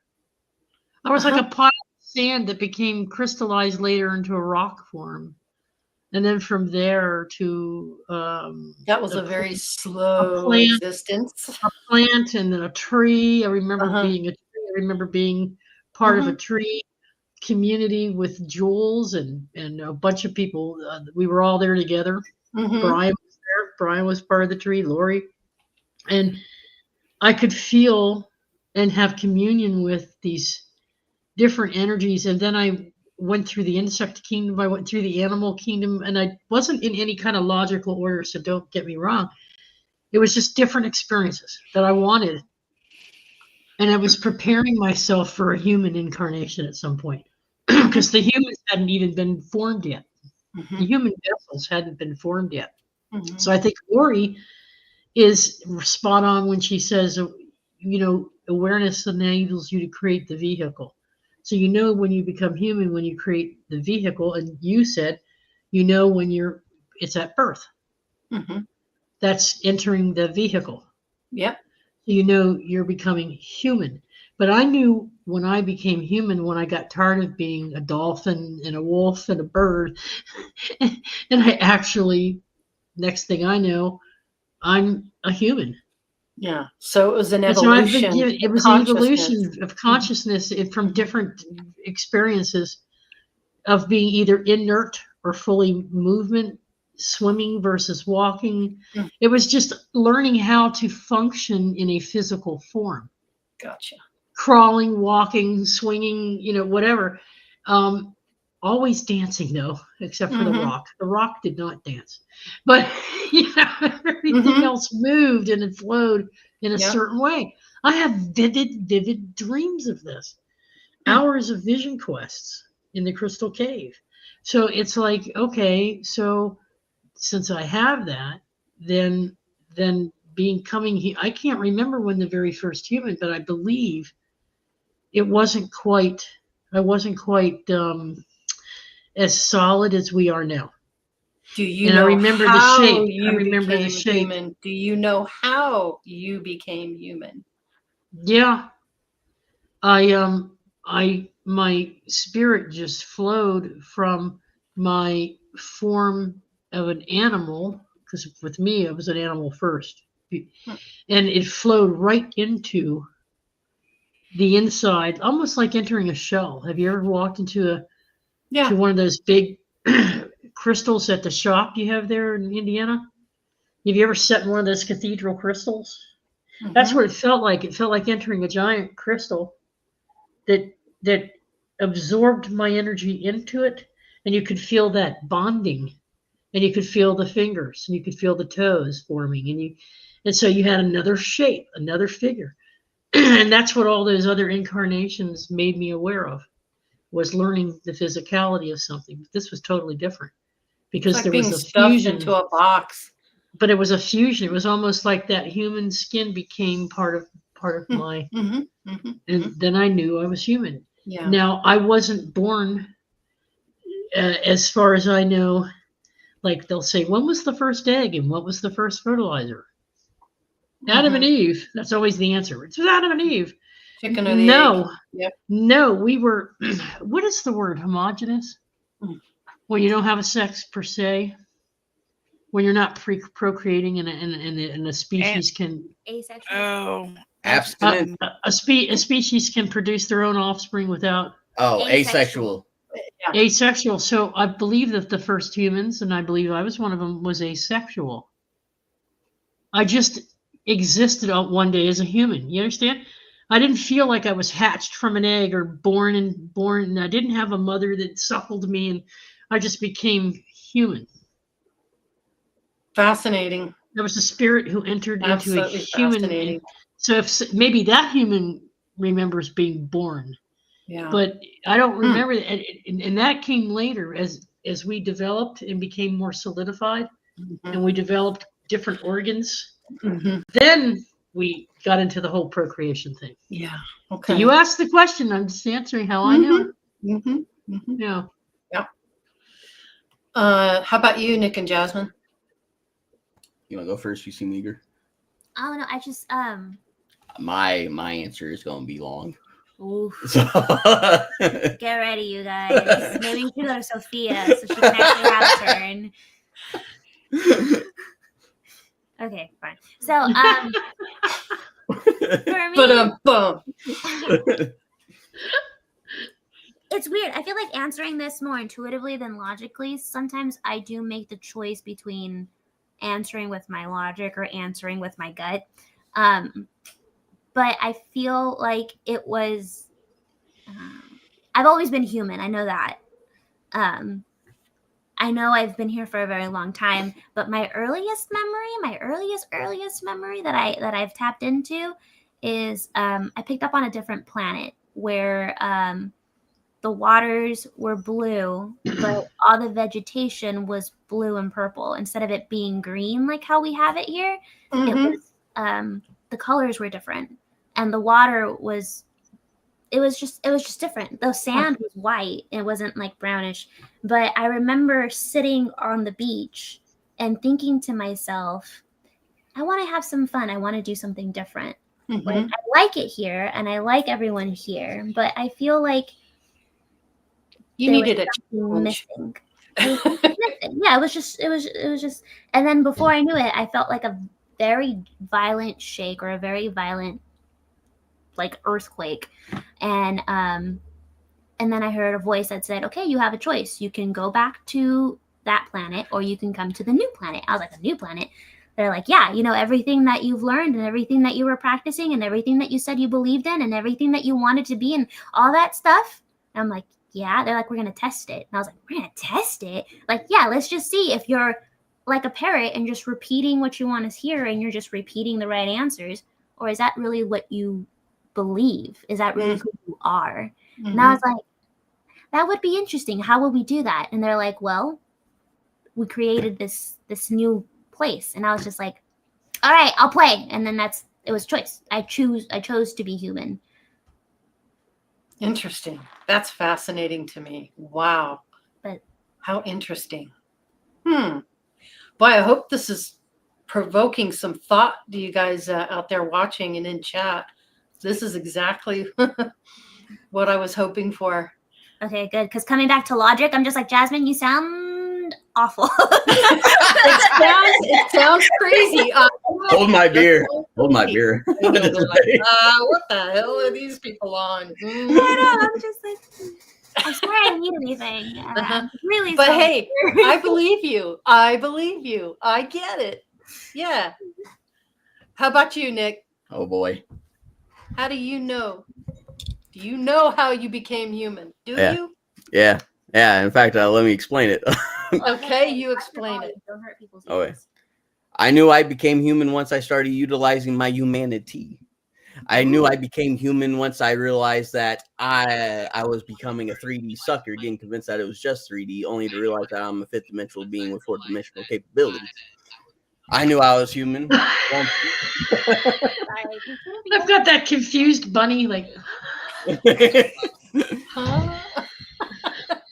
I knew it. It just went really fast, but I knew I was human when I started out as a demon in the Void Century before the Division of Light and Dark. And once the war happened with the Division of Light and Dark, I saw the other side. I'm like, hey, what are these guys doing? What do they know that I don't? Yeah. So I got curious and I started hip hopping both sides, back and forth, figuring out what's what. I realized I became human because I liked both aspects and I wanted a version of me that could utilize not just the dark, but also the light. I realized I became human because when I wasn't human and I was making humans, I was going, I'll be back. You better not be being stupid. And now I'm back. We've always been here. But yeah, we pay attention. Y'all doing good. Y'all keeping the promises. Could be better, but... Yeah, I heard the call. I'm like Dolores Cannon. I heard the call. Right. Earth's in trouble. Earth needs help. Yeah. I said, I'll go. Right. Jim tells me all the time, you're stuck here, Nick. It's part of your responsibility. I was like, wow, okay. I love that. I mean, I knew that, but you don't have to say it like that. Like, I would like to freely go wherever I want. I'll come back. It's just and I think you do as a sovereign being. I think you make all your own choices. Absolutely. There's nobody in control of you except you. For some people, that's a difficult concept to understand. Right. But that's and I don't impugn that with anyone else, but I know personally that I chose to be here. I'm here because I chose it. Yeah, everyone here, you're human because you chose to be. I am human because I chose to be. We talked to the whole G-Man himself and was like, hey, God, what do I got to do to do this? And then they give you the list. Yeah. And you're like, you just have to agree there, Nick. You just have to agree. Yep. Do you want to go to Earth and be human? Boop. you may do so. Yep. Make sure you read fine print. Yeah, right. Right. Yeah. Because you don't know how hard it's going to be till you get here. Yeah. And that's the part that really gets you. Yeah. It's going to be hard. Yeah, well, we'll see. No, it's going to be hard. Yeah. I see the Arcturians and the Tartarians right now going, that place is ghetto. I think they're our biggest advocate, to be honest. Yeah, they are. Actually our biggest advocate. Sophia, how about you? Do you know how you became human? I did a pretty healthy dive into Akashic Records, and it was one of those meditations that I could feel the paper as I signed my soul contract. I got back to that point for this lifetime anyway. So I feel, do you know how you became human? I would say being a human is a privilege. I would say there are thousands upon thousands of people that are waiting for a soul to come back down here to do business. And when I did that dive into the Akashic Records about 10 years ago, I went all the way back to there. And then when I had my near-death experience, I had the Akashic book come down. And I saw the same paper. So I was like, okay. And then when I had the privilege of walking with my father, the end stage of his life, I did some astral traveling with him because I asked him while he was still conscious, like, I can do some cool shit, can I, with you? You know, in the astral realm. He was like, yeah, sure, come on. And I saw him signing his exit papers. So I really feel that there is a signature on the way in and a signature on the way out. So that's like how approved. You're approved. I mean, I think do you have what it takes? On the curve. Yeah, you would think that the etheric realm is governed in a way by source. Absolutely. And you have to meet each. You got to check all the boxes because you're going to need all that to have this experience and be strong enough to get through it. So I agree with that. You want to hear something funny, but something kind of crude, but the only way that I can explain it is like what I remember from my soul contract was like from the top to the bottom was like picking my parents, picking the country, picking the challenges. And then a little bit after that, I started hanging out with some D&D crew, and I'm like, it's kind of like you pick out your own D&D character before you come down here, like your strengths, your challenges, and who's going to be your ally, and you know, things like that. It's a privilege to have a human body on a physical plane. Agreed. And I just wish more people would appreciate themselves. It's a gift. Yeah. Being in a human body is a gift from God and from source. The astrology chart is just your character sheet. Agreed. Agreed. It's your potential. Just because your chart says it doesn't mean it's flipping gospel. Okay. Yeah. Especially if it's a challenging aspect. You know. But yeah, it's your energetic DNA, if you will. Right on. Okay, let's move to question 6. Brian, do you believe in the light?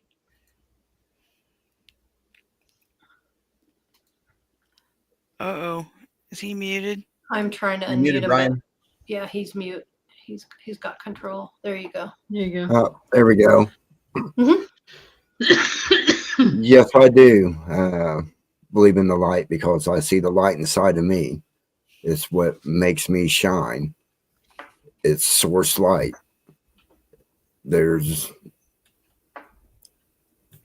I'm not sure how really to explain it. I see the light in a lot of people. It's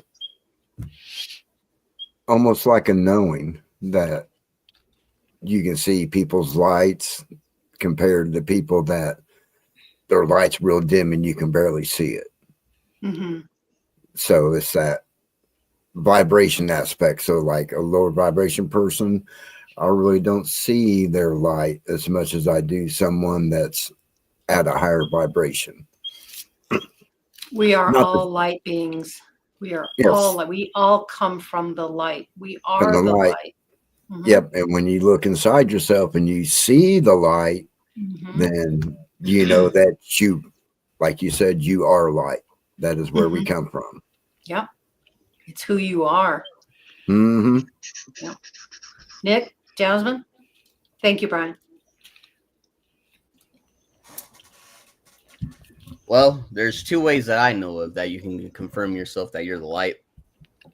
I believe it is because, one, I have the faith for it. That's the divine way, the feeling and the intuitive knowing. Then you also have the profane and the logical side of it, knowing that if everything is energy, therefore everything is light. Even the dark can be the light. As someone who has practiced the Hermetic principles and figured out the Emerald tablets to the best of my capabilities, I know that you can transmute the darkness into light. I've done it myself. Ooh, right here, shining example. Not intended, but so there, it's the Hermetic principle of polarity. If you have light, that means it has an opposite, and as we know, the opposite of light is dark. Therefore, they're the same. That's what the polarity principle teaches. So as long as you don't think on it too hard and you grasp it, it becomes extremely easy, and then you start applying it to everything. So if the way I see it, light is like the version of how we're using light is just the esoteric version of saying energy at a science standpoint, where our bodies are technically a bunch of hard light pounded together like a katana to make a physical form, to make a matter form. That's what it is. Light by itself is translucent. You can go through it, stuff like that. But once you start stacking it over and over and over and over and over again, that's when the principle of vibration kicks in. Makes all those light particles that are going boom, boom, boom, boom, they start slowing down, they condense. And that's how you get the matter form. So do you believe in the light? Oh yeah, absolutely. Believing in the light is believing in myself, and I have plenty of that, as you noticed. Lucky Stone says, I don't believe in the light since it just is. It's like believing in water. It's all around me and inside me. Okay, in that perspective, I would say he's saying that's more of a knowing rather than believing, because some people say using the word believing is saying that you think it's there rather than knowing it's there. Yeah. So that's why it was put that way. Right. Semantics, I say. Yeah. Well, yeah, you can say that. Yeah. That's Laurie's way and Spirit's way of drawing people out for the discussion. She did that on purpose. Yeah, I've noticed. That's why I had to clarify, so people aren't like, "Oh, he doesn't know what he's talking about." I love that. I love that. Awesome. Jasmine, awesome. I like how about you, Jasmine? Do you believe in the light? Yes. All right. Right on, Mary, I swear. So, sorry, I was engaging in chat, but yes, I do believe in the light. That's one of the things that led me down this path, because when I sat down after being, born in a cult and being hyper religious and being told that there is a right and a wrong, and seeing great evil and seeing great good and seeing animals and stuff like that, and it says in the Bible that everyone's born with a need to worship. Everyone's born with a need for something greater themselves, right? That's why religion is everywhere. That's according to the Bible, right? So when I sat down and I thought about it, I'm like, okay, so what am I really interested in? What am I really pursuing? What am I really needing? Why do I feel an inclination towards X, Y, and Z, right?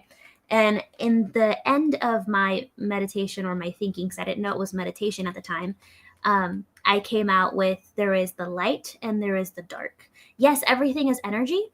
This is true. But I feel like energy has flavor to it, or like an intention, right? If you have mastered taking the intention off of it or taking the flavor off of energy and you're able just to receive it as energy, then that's when you've basically have gotten control. That's like what Laurie was saying with that. I don't know if it was a waiter that was waiting on you that was acting super aggressively, right? You didn't see it, that aggression as aggression towards you. You saw it as energy. You have all this energy being thrown at you. And you're just like, bro, what's up with you? Why are you why are you flinging your energy around? I love calling people out. I have a knack for that. Oh yeah, me too. So I completely understand.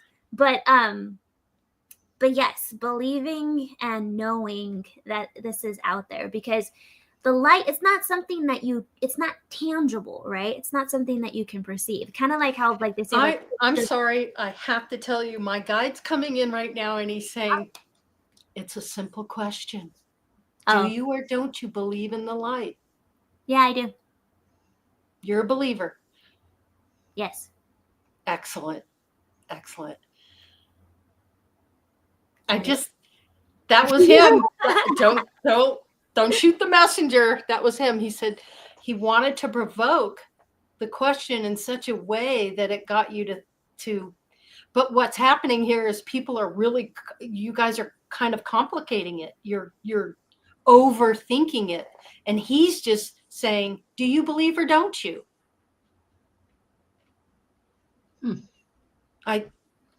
Okay, Eric, I'm not doing that anymore. All right, Sophia, how about you? Do you believe in the light? Thank you, Jasmine. Thank you, Nick. I appreciate your comments. I'm glad it was muted because I was acting out. I was like, nope, it's all bullshit. I do believe in the light, because kind of like what everybody has said earlier, as above, so below. It's, you can't have one without the other. Energy is neither inherently good nor bad. That vibration determines the nature of the thing. So you have light or higher frequencies, and then you have dark, which is the lower frequencies. So do I believe in the light? Yes. I also believe in the rest of the concepts that go along with degree, intensity, and hues. Right. So gotcha. It's just another thing to describe something for me. Gotcha. Thank you. Teresa? Setting. Yeah. Do you believe in the light? Yes, of course I do. Okay. And let me tell you. Let me tell you about this. People talk about bright shining light, voids of darkness, and I've seen it before in dreams and visions. I've experienced it in the subconscious. And of course we perceive light and we perceive dark as humans. But I want to talk about the definition of light for just a moment. And so it's taken me all this time. I'm 64 now. And I started questioning this kind of stuff when I was a teenager. It's taken me a long time to get here. And what I'm seeing nowadays, my perception of things, it's not about a shining light in a dark void or evil versus good. It's a deep inner core knowing, a vibration that you feel from deep within your soul, deep within your heart, deep within all that you are, mind, body, soul, spirit. And you can't prove it, you can't touch it, you can only describe it as best you can to other people. And you either feel it or you don't. You either know it or you don't. And I know it because it's in an intimate kind of way.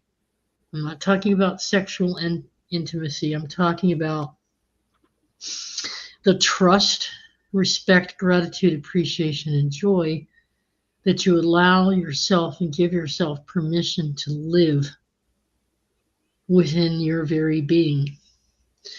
And when you do that, you allow it in others too, if they so choose to express it and recognize it, acknowledge it, and appreciate it to help them.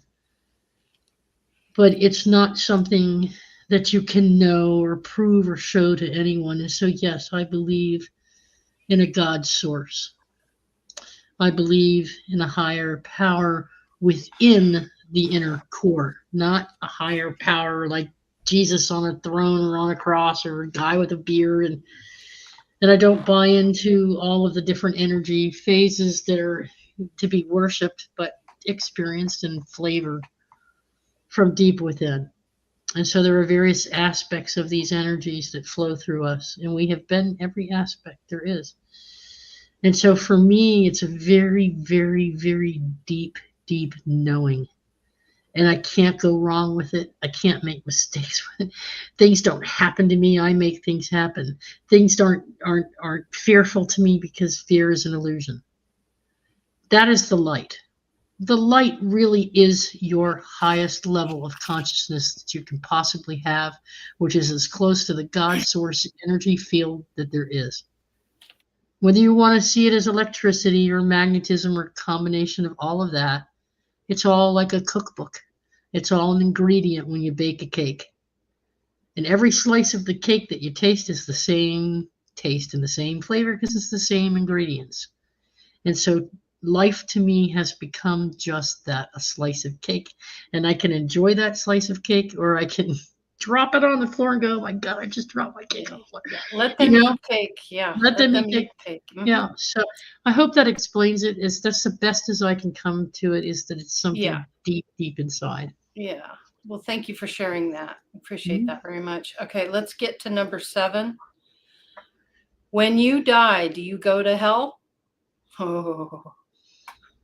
Hell no. Brian, when you die, do you go to hell? No. Oh, here's a can of worms. I can feel it right now. Yeah. Okay. How you vibrate here is how you vibrate on the other side. I agree.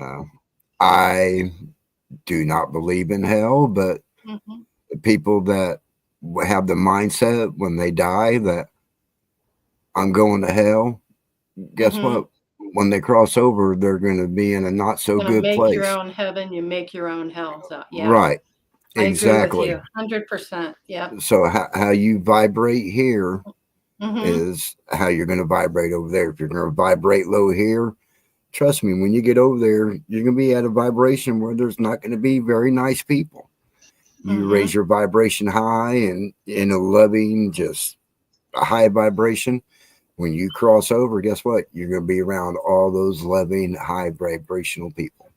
Right. Or the ones that believe that there is a hell, you're going to be sharing that idea and concept with them in that state of being. Right. Yeah. Amazing. Awesome. Thank you, Brian. Nick, Jasmine, what say you about when you die, do you go to hell? So depending on the perspective that people know on their knowledge, we're technically in hell right now. So there's a hell is a newer version. A lot of people believe that the earth is hell. But it is a perception. Yeah, go ahead. There's an arcane word called HIEL, and the definition is to live, the word God, etc. So some people interpret that word as earth. That Heil is earth, or however they say it. So that's one perspective. Other perspective is well, depending on what your imagination believes in, is what you're going to manifest. So if you're a God-fearing Christian and you've done infidelity and you think you're going to the bad place after you die, and because you're carrying all that guilt, you're probably going to get a version of it. It won't be the same as everyone else's version of it because it's literally all in your head, literally. Like you get that simple. So the fact that people, the way I always say, if you can think it, it exists. Now, does that mean I'm going? No. I'm going wherever I feel like. And everyone in this channel and everyone on this planet should have the same mentality, regardless of what you believe in. You go where you want to go. That's what being free is about. So you, at the end of the day, you make the choice if you end up going to hell or not. I behoove you to make the choice of not going, because There's no point in making yourself suffer when you don't have to. Mm-hmm. Like when you die, you're actually in a limbo state, if you will, where they'll literally pick you out and be like, and it's like a review almost. It's like, you did this, that, this, you should have done this, you did that, you did good here, blah blah blah blah blah. This will be the next test of what you didn't complete, and then you go in a healing chamber, and then you decide when you come back or not. Usually, standard time frame is 20 years. Some people come sooner, some people come later. So yeah, it's interesting. Yeah, Jim makes a quote all the time that I like, is that there is no failure. There's only success or trying again. Yeah. Me personally, that sounds scary just a little bit, because like I'd be damned if I had to repeat something a billion jillion times and not remember it. That would you have eternity to figure it out. Yeah, so you can either believe in hell or you can believe it doesn't exist. Right. That's entirely up to you. Yeah, but if you, in my opinion, being stuck in a hard place and a rock, you know, that just rustles my jimmies. So I prefer to figure it out as soon as possible. Gotcha. Awesome. Thank you, Nick. Yeah. Jasmine, what say you? When you die, do you go to hell? No. I feel like death is what people think of it. You know what I mean? Like, I used to think that when people died, they just went on a long vacation. That's just how I coped with it. That's just what I thought of it. Like, oh, they're not gone. They're just on vacation, and I'll talk to them again. I'll meet them again. That will happen. But when animals died, it was completely different, because like again, being raised the way I was raised, it says that animals didn't get to go to heaven. So then I would cry and I would lament my animals, because I'm like, I'm never going to see them again. I'm never going to know them again. So that was hell for me, because you created your hell by that perception, that idea of them not being there forever. Right. Not all dogs go to heaven. I was like, what? It was your illusion of perception. Yes. It was a cruel trick. That's the way I see it. It was a cruel trick put on me, because they were playing with my heartstrings. And because they were playing with my heartstrings, the more I fought it, the more I was actually giving into it. So hell, it's even like when I talk to people and they're like, I can't wait to get off this planet. I can't wait to get out of this game. I can't wait to blah, blah, blah, blah. And I'm just like, thinking like that is going to keep you here. That's the irony. Because if you get to repeat it, that's just a reset button. That's like the ultimate cheat code in a game. Like, you have unlimited lives. Like, how is that not great? You know? But again, just to answer the question, when you die, do you go to hell? When is death? What is death? Is it ego death? Is death once your trauma takes over and you lose who you are and you give in to vile and you give in to evil? Is that a form of death? Because you're not living for you anymore. Who took your free will? What are you living for now? Like, death can come in so many different shapes and forms. And I feel like when you attach that to a meaning like hell, it's... You know, there are a lot of people out there who are afraid to die.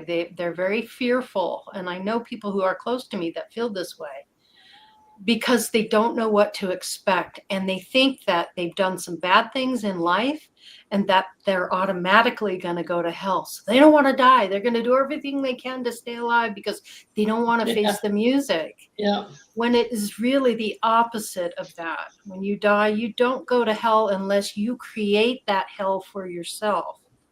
It's entirely your perspective and how you see it. When you do die, you are forgiven of, and you're absolved of everything. You are wiped clean. Your soul is washed with God's light, with the source itself. You don't have to fear dying. You don't have to fear that there's a hell. Just know that. That's important for people to understand. And I think that's what Eric is trying to invoke in you. Are you afraid to die? If you're afraid to die, is it because you think you're going to go to hell? The reality is, and the realness of it is no. No matter what you did in this life, no matter who you hurt, no matter what happened, you will be absolved and washed cleanly of it. And you will see how you hurt people. You will see it from their point of view, and it will be magnified beyond belief. If you hurt somebody in this life, you're going to feel exactly how they felt. You're going to see the flip side of the coin. That's what you got to remember. So when you're out there and you're doing things to people, how is that going to be affected? How are you going to see that? How are you going to experience that when you do pass? Think about that. That's important to remember. Nice, Jasmine. Thank you. Sophia, when you die, do you go to hell? Next question. Yeah. Really? Yeah. I'm sitting here going, give me that football so I can pass it this way. Yep. Okay. All right. Let's go to the next question. We've got just 2 more after this. Okay. No, I would like to address hell. Oh, all right then. Very briefly. Quickly. Very briefly. Okay. Quickly. Stop. Okay. So it's a frame of mind. It's just been so ingrained in us to believe in it that it's become a state of mind of thinking that you're not going to be rewarded because you have a fear of failure, or because you did a few things that you shouldn't have done, or maybe feeling remorse about. So you create your hell on earth, as everybody else was saying. But I do believe that there is an energy state of being that, or a dimension that disconnected souls go to for respite and repair. And so when they die, they don't go to hell per se, but they go to a purification process in another dimension so that they have a chance to reflect wholly and fully. And they're judging themselves as to whether or not they need to repeat or go back and do something different or better, or what works, something that works for them, that met their needs. They might be feeling very disconnected and corrupted to the extent where they no longer feel like they're the source. Or that's very sad for as a human looking at that, because they worked so hard to be here, to serve a purpose, and to do their work. And so at some point they made choices along their journey that led them off their intended path. And so they're feeling separated from the rest of us. They're feeling disconnected. And so they go to a place, and in anthroposophy and in certain spiritual science, theosophy and so forth, it's the under earth planet. It's another version of Earth, but it contains all this energy that needs to be worked on and purified before it can rise again. But it's not a burning hell of fire where you face hellfire and condemnation. And so that's why I've moved away from that model, that perception, that paradigm of religious institution outlook on hell. So I don't think people go to hell, but I think they choose to take a respite in a place where they can purify and go through a purification before they decide what else they're going to do, and if they want to stay connected to the God source of all that is. Awesome. All right. For time sensitivity, I'm trying to just kind of get through this a little bit here. How do you know God exists? And I'm going to start with you, Sophia. How do you know God exists? For me, I don't really roll with God. I roll with spirit. I roll with source. And I see it in all things and through all things. So spirit and source is all around me. I mean, that's how I know it exists. It's the animating factor in some ways. So yeah, it's just, I've never had to ask myself that question, because it's always been established that it is around me. I've interacted with too much. It's interesting that he says God, because my guide said, how do you know God exists? He didn't say, how do you know source exists? So to me, that clarifies, just in the way he stated the question, that there is a God. So how do you know God exists? There's multiple in my pantheon. Mm-hmm. There's all father and 12 masculine. There's all mother and 12 feminine. I mean, it's just different aspects and archetypes within ourselves to evolve and obtain another level of understanding and enlightenment while we have the privilege of a body on this plane. That's what that is. So what I hear you saying is it's the multi-dimensionality, all the different flavors and aspects and characteristics that we can interact with and experience. And some are so powerful and so knowledgeable from their experiences, they're gods, you by definition. But they're all part of oneness. Do you believe in oneness? They're all powerful. It just depends on what we give them is what we get back.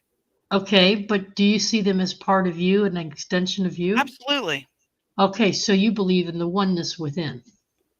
Yeah, that all gods, no matter what pantheon, what stories, are aspects of within each and every one of us. So you know God exists because you exist.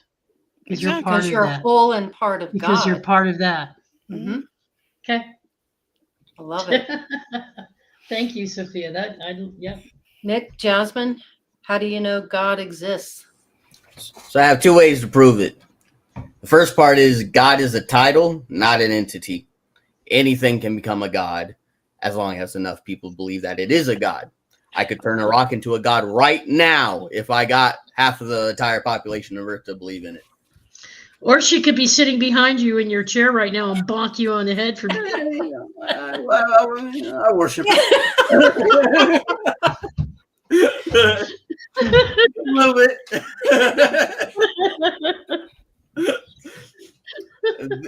I love you, Nick.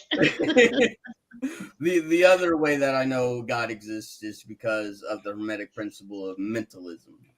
The Hermetic principle of mentalism dictates the all is mind.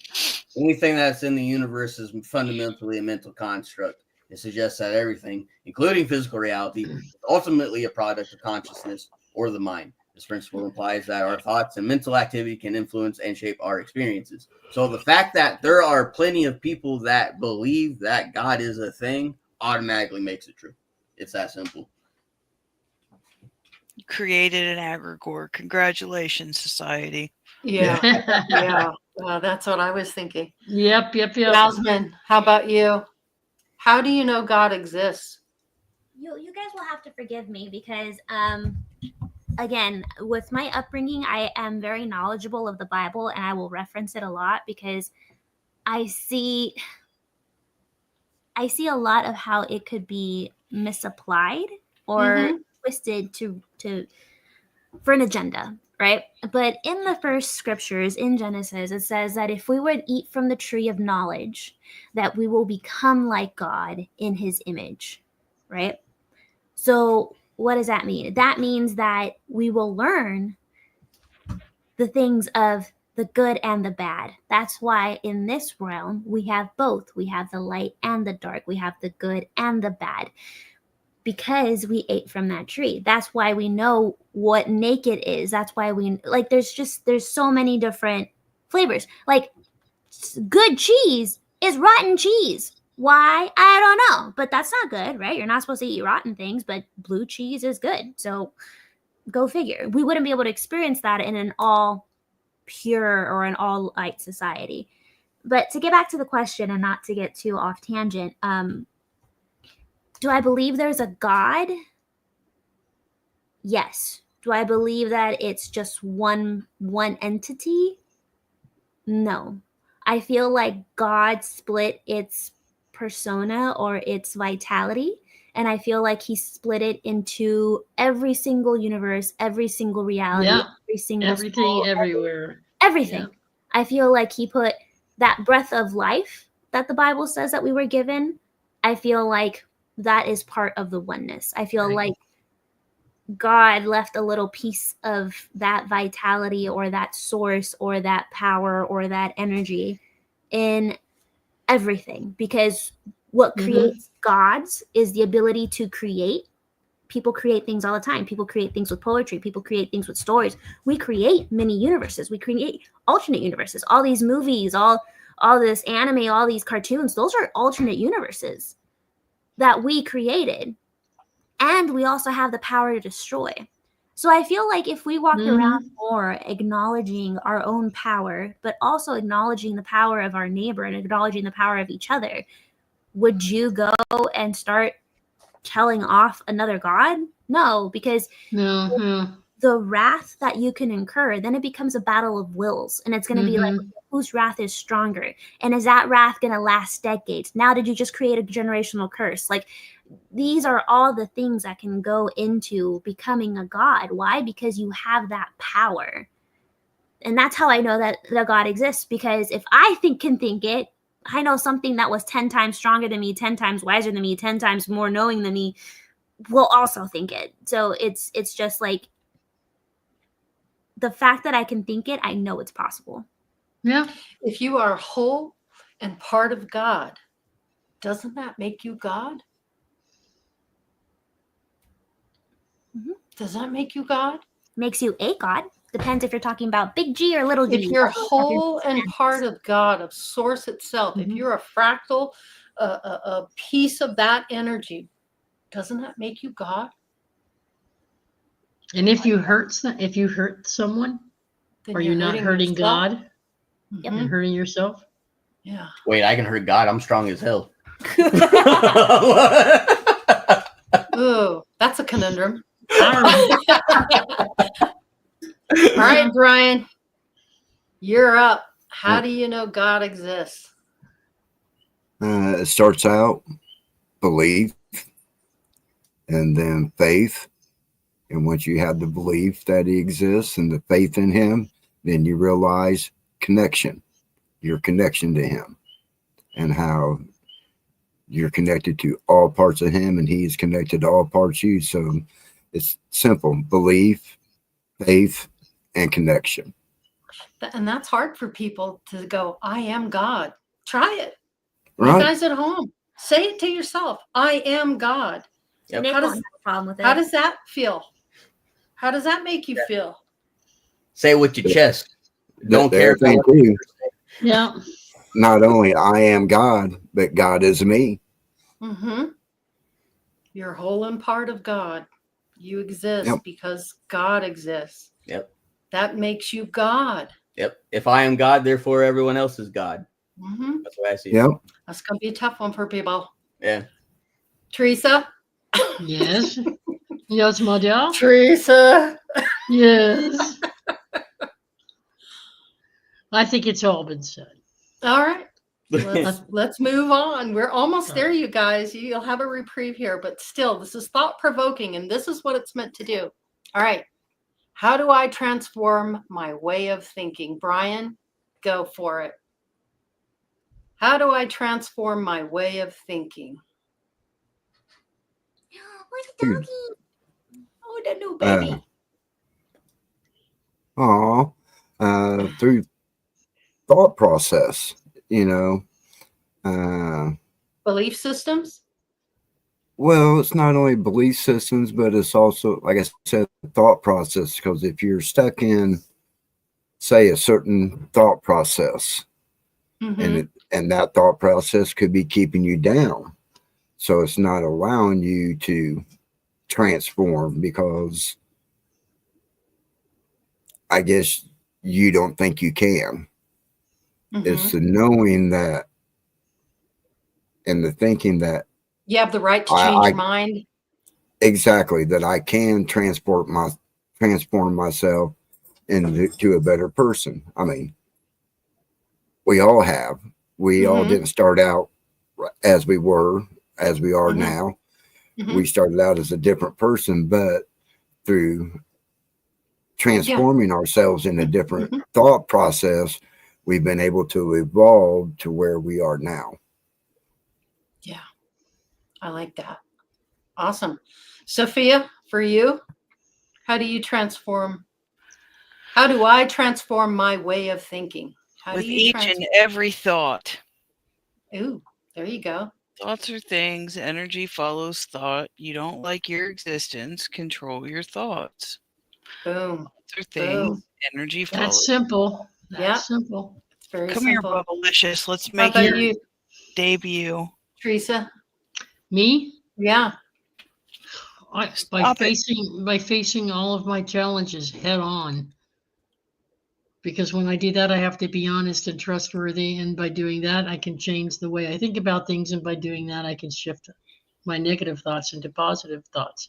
Gotcha. It's performing a Vulcan mind meld with your own higher self. I love that. Yes, it's true. Yep, I love that. Nick, Jasmine, what say you? How do I transform my way of thinking? Okay, so for this question, I feel like most people would see transform as like having one paradigm and completely going topsy-turvy with it and changing it into some completely different way. I see it is that your core way of thinking always stays the same, and the proof of that is how your ego interacts with the world. Our lower self shows our true authenticity. All the stuff that we try to hide at the end of the day, it'll expose it. Now, funny enough, another reason why we're here is because we want to expand that way of thinking. I see the transformation as adding on to it. You start out with narrow perspective, only a couple puzzle pieces, and as you learn and gain experiences and ascend, you start getting more puzzle pieces to that fuller picture. Oh, so you're an alchemist. I thought that was obvious. You go from lead to silver to gold. Then to titanium and platinum, and yeah. All right, cool. Theresa, you've had a long day, I can tell. Okay, Jasmine, do you agree? Huh? Do I go ahead? Yeah. Agree with him? Yeah. Yeah. Certain degree. That's the beauty of perspective. They're all limited, so they're only going to agree to you to a certain extent until you combine. Yeah, it's to each one's own truth. But he is right when he's talking about like the hermetic principles and like choosing. I think that's like a running on thing of tonight is choices. Do you feel like you have a choice, or do you feel like you are forced to behave or act, or do you feel like you're in a box? Do you feel like you're caged? Do you feel like there's a lot of things to think about? But how do I transform my way of thinking? So the way I transform my way of thinking is I try to take in as much information as possible. So I want to practice my listening skills with my body, right? Like, why does that feel tense to me? Why do I feel like there's a lump in my throat? Why does it feel like I'm hyperventilating? Why does it feel, you know what I mean? I start listening to my body cues, and then I'm just like, oh, this makes me uncomfortable. Okay, so why does it make me uncomfortable? Why does this make me blah, blah, blah, blah, blah, blah, right? Or I'll start having listening cues of like, like somebody telling me to be obedient or to be a good girl. I'm just like, can you like not? It triggers me. It just triggers me. I'm just like, who do you think you are? You can't control me. I'll be good if I want to. I'll be bad if I want to. There's a constant thought in my head. Should I be the bigger person today or the bigger problem? Because I will show you one way or the other. It's my party and I'll cry if I want to. I would like to flex the achievement that I am the exception to that rule of hers. I get away with calling her a good girl. The only one. Because I know why you mean it. I know why you say it. Perspective. That's after this show. That's after. Too funny. But all right. I transform it by listening. Sometimes if I have a friend, right? And she's telling me, hey, Jazz, you come off kind of abrasive sometimes. Or sometimes you come off like, you know, a B word or something. I'll be like, but why? And then she'll be like, because of the way you say it. And I'm just like, but wait, I'm not saying it the way you want me to say it? Hold on a second here. How am I not being authentic here? Right. So then I try to expand my thinking as of not holding judgment, like thinking the best of it. And then I apply that to my own reasoning. Like I have like okay, inside my head is like a giant spider web, right? And if what they're telling me connects to that spider web and it connects to more truths that I know, then I'll put it in the value of maybe true or not true. Like if you tell me like an apple is purple, I've never seen a purple apple before, and I'll scan through my light like green apples, red apples, orange apples combined. And I was like, I've never seen a purple apple before. What are you talking about? So like it won't fit because in my spider web, I have not seen examples of that, right? So I try to be as vulnerable as possible and as authentic with myself, being like, well, did I have a malicious intent? Was I trying to be a smartass? And it's like, all right. So fine. you have control over what people think. No, I'm doing it for myself. Like, what am I thinking for myself? Because I don't like to use the excuse of, well, that's just who I am. Tough luck, get thicker skin. Like, I don't like using that excuse. I feel like it's within my power that if I want to be more applicable, or if I want people to have kindness towards me, I have to show kindness in return. So that's me showing my kindness, is how much of it am I willing to smooth out my edges versus being a super sharp blade. So it just depends for me. So the way I transform my thinking is by thinking, try not to overthink, but I try to put that in the framework of how much of this is me and how much of this is you. If that makes sense. Yeah, it does. It makes total sense. Yeah. Again, it goes to that what other people think of you is none of your business. Right. Yeah. All right. Everybody answer that one. I have something. Oh, go ahead, Sophia. You didn't answer it yet. Sorry, Sophia. No, I didn't, but I have a pretty tasty thought here. We both go ahead. Let's have it. I'm ready. We both meditate, connect with your higher self, and kind of like what Jazz touched on a little bit ago. You know, what am I thinking and why? What am I feeling and why? And using that for launching pads to cultivate a healthier energetic space. That's how you transform. That's how I transform my way of thinking, is being conscious when I'm in a negative feedback loop, and switching the script and flipping the tape and being prepared for said things that are going to trigger me. How long do I want to stay in that trigger? You know? So the only way the thought change starts with changing the way you think. That's how it happens, and then it becomes habitual, because there's some people that don't realize that they have a choice. They've been doing the same thing for so long. Learn from someone who's done it for so long. They don't realize they have the option of doing it differently. And do they have the strength of will it takes to break out of a cyclical ancestral pattern? I mean, it depends on who you are. It depends on why you're here. And being like Jazz and you guys spoke of, being authentic, knowing who you really are, knowing your place, knowing your power, and doing the very best you can with what you have while you're down here, and the food. And self-reflection and self-awareness, right? Right. Meditation, mindfulness. That's my definition of get busy living. Yeah, mindful living. If you're living mindfully, you're getting busy living. It's the self-sabotage and running from your shadows and being an energetic polluter. It's like, if you realize you have a way around that, that you don't have to stay in that energy, then why aren't you doing it? So why aren't you? Theresa, do you want to tackle that one? Well, just a little bit. Thank you, Sophia. Thank you, Sophia. Thank you very much.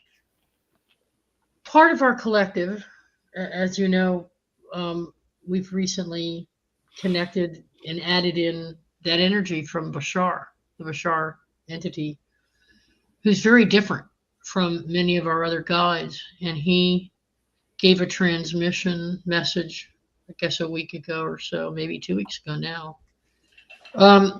And this is where I came out with that Vulcan mind meld concept, because this is what I got out of what he was saying. Because he says, by allowing myself to feel in my heart that the two have become one, My thoughts and my emotions are one. My thoughts are in harmony with my heart-centered emotions, and I feel that everything has already happened. So I do not ask the universe or God. I do not ask, please let this happen, or please make this work. I pray instead with thankfulness and joy and gratitude. Thank you for your love.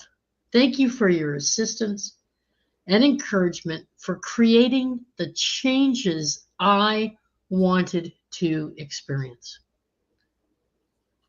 So he sees it as already happened. Doesn't have to ask for it. It's already brought it back because he's joined his emotions with his thoughts, and they become one with source. So I thought that was profound. Mm-hmm. Definitely. Cool. All right, Theresa, we'll go backwards. Here's 10. All right. Final question, you guys. It's all good. Thanks for hanging in there. I know it's a long one, but hey, we were gone last week. We're making up for lost time. Okay. How do I change my awareness to lighter emotions? Oh, wow. No, there's lots to say. For me, it's primarily, there's a lot, but I'm going to narrow it down to one thing just because it's the most important. Taking all of my negative beliefs, all of the things that are fear-based, all the things that are an illusion, and doing away with them. Just get away. Change them into positives. Don't even think that. I'm not saying run away from fear. You have to, Laurie and I have talked about this numerous times. You have to face your fear, face it, acknowledge it, understand it. Go inside. Why do I fear this? What's making me feel this way? What is it that I don't like about it? Why does it making me feel good? No. Is it serving a higher purpose? No. Then why do I have it? Then let it go. But once you've identified it and you know what the heck it is, then you can work on the things you need to do to make the changes you want to make so that you don't have that anymore. So it's not driving your decision, or it's not setting you up with expectations of failure. Because I think a lot of us, we feel like we can't get the car in first gear, let alone get it down the highway. And it's what's preventing us, what's stopping us from achieving that. And it's because we have these negative subconscious beliefs, and we have to go deep inside and face them with honesty and integrity, and people just don't want to do it because they're afraid of failure, or they've been programmed in such a way that they think, that kind of examination, I don't want to, no, I just don't want. And so they go through the rest of their lives fearing these things and not being able to make decisions. So you have to find yourself acting emotionally in ways that you do not prefer, then you think, okay, so I'll change those actions because I don't prefer them. Mm-hmm. You have to acknowledge that you don't prefer them. But you can't do this unless you go deep inside, take a crowbar, and crack that chest open. Yeah. And you're not willing to do that. If you're not willing to go deep into the tunnel with that crowbar and all the sweating and the spiders and the bats and everything else, if you can't do it and you want to be like, buck and run the other way, then you might not ever be able to shift your awareness to the state where you go, oh my God, I've been feeling this way all my life and I don't have to feel this way. Oh my God, I have freedom from my own fears. I have freedom. Oh, now I can do whatever the hell I want. I'm a creator. God damn it. I'm a divine creator. I can go out and kick ass or not kick ass, I can have a relationship with that person over there that I really think is cool. Or I could say, oh, I can't do that because no, once you've developed that, you have a sense of freedom that you never had before. And that's what I have now. Mm-hmm. It's not that I could be, no, but I just live in my own truth now, and I live in my own security because I've let go of the fears. that were holding me back. That's why I'm picking up and moving all the way to the other side of the United States at age 64. Because I know what I want. I know my purpose. I know where I belong. I know who I belong with and where I belong. And I feel good about it. And I don't care if I have to crawl, take a little red flyer wagon and have myself towed behind a truck, or drive an RV or rent a car. My ass is going. And nothing can stop that. Yeah. Dolly says, like the little engine that could. I think I can. I think I can. I think I can. Yeah, you betcha. I love that. No, I know I can. I know I can. I know I can. I know I can. Yes, exactly. Yeah. All right. How about you, Sophia? How do I change my awareness to lighter emotions? By living a metaphysical life. Boom. That's how I do it. The energy of the day. Yeah. Focusing on something proactive instead of reactive. Because it just feels like our culture is more about, getting a reaction out of us. And it's just like if I observe and stay centered and focus my energy on something that I want to manifest instead of reacting to my environment, that's how I change my awareness to a lighter emotion. Staying grateful, because I know what it's like not to have. And when you've been there and then success finds you, it's a lot sweeter, I feel, than it would be otherwise. So maybe not to take yourself so seriously, even. Well, I'm still working on that one. I really don't like getting in front of a bunch of people, but apparently that seems to be the new venue. It's a thing, right? I guess. Yeah. Let's go, Spirit. Let's go. Let's do it. Let's do it. Man, no, you have a choice, man. Yeah. Let's go, Spirit. Let's go. That's right. See, one day, the auditorium, get my Theresa Caputo, Tyler Henry jive going on, the whole thing. Let's go, Spirit. Let's go. Spirit, little pom poms. Let's go. Yeah. Food will be good. We'll have be your best cheerleader. Yep. Awesome. Oh man. Awesome. Thank you, Nick, Jasmine. Uh-oh. Oh, okay. Okay, so I feel like for people that are in tune with their emotions, this question is extremely easy. For people who aren't, I feel like this is the equivalent of trying to tell a blind person what the color green looks like. Ooh, well stated. So since you guys made the simple, like, in tune emotion answers, I'm going to the best of my abilities that I currently know, explain it in the analytical terms. Because it's very hard to explain in a logical sense an irrational topic that are emotions. Emotions are in nature irrational. So what I do is I look at the definitions of the highest degree of emotions being love and hate. And then I see the branch off emotions for those. And then it becomes very simple. Anything that is branched off into hate, low vibration, by definition. Anything that branches off of love, high vibration, by definition. You don't necessarily have to feel it to start understanding it. Once you do start understanding it and you start actually giving yourself the space to express, you'll start going, aha, that's what that feels like. Then once you start getting that understanding, you can actually start applying it and staying in the lighter side of things after getting that type of self-mastery.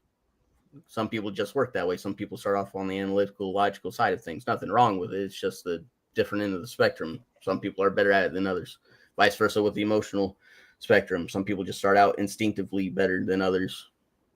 Just same thing, different pedigree. That's all it is. More in tuned or more toned. Yeah. Yeah. Both are necessary. Yeah. And ironically enough, one side has to learn the other. So it's just where's your starting point? Where's the weak link that you're training in? That's all it is. So yeah, I like to make the logical approaches sometimes so people can see that. Hopefully that will make them understand it better, because if they can see that, okay, so every emotion is based off of love or hate, because positive, negative, light, dark, well, everything that we call it, that just is, that can give them a draft. It can give them, the order that comes with a rational mind, to put it into definitions and columns and all that, to actually sit down there and go, okay, this is how it works. Some people need that. So that's why I want to explain it that way. So it's really the power of positive thinking and that self-love that puts you in that lighter emotion and awareness of it. Yep. Very simple. Focus on what the branched off emotions of love and love Focus itself. on what you want, not what you don't want. Yep. Yeah. Jazz?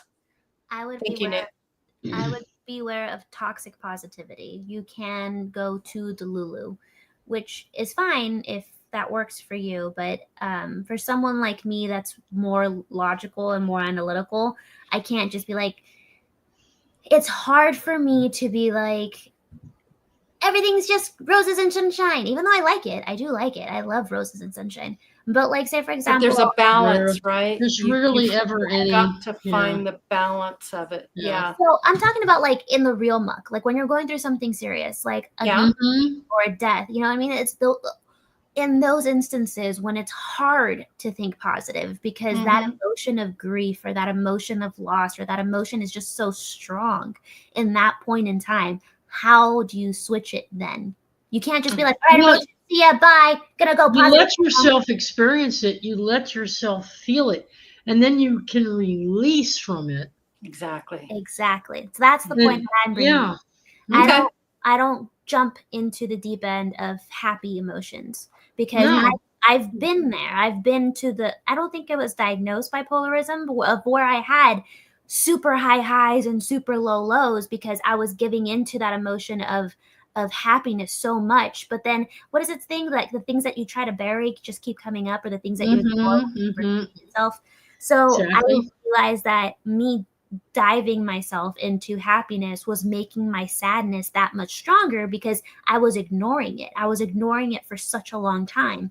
And the way I changed my awareness is by giving it attention just for a second, not wallowing and not staying stagnant and not playing in the pity pool, right? I basically cry to myself and I say, I am so sad about this, right? And then I let myself experience it. So that way my body, my brain, and my soul are aligned in that moment in time of being honest with yourself. You're being honest with your feelings. Yeah. I will deliberately, Laurie she'll say, what's going on? I'll deliberately just go through it. And it's like a rant for about 3 minutes. And she'll chuckle and she'll say, "Are you finished ranting?" And I'm like, yeah. And then she'll say, okay, now I want you to think about it this way, or look at it this way, or think about it that. And I do the same thing with spirit. I'll rant for a couple minutes in my meditation. I'll say, okay, I'm done. So what do I need to change in order to make myself feel more productive today? Because my whole day is going to be upside down if I allow this to eat at me. Right. But at least I've identified it. I know what it is, and now I'm asking for guidance from my higher self, or even if it's from a friend like Laurie.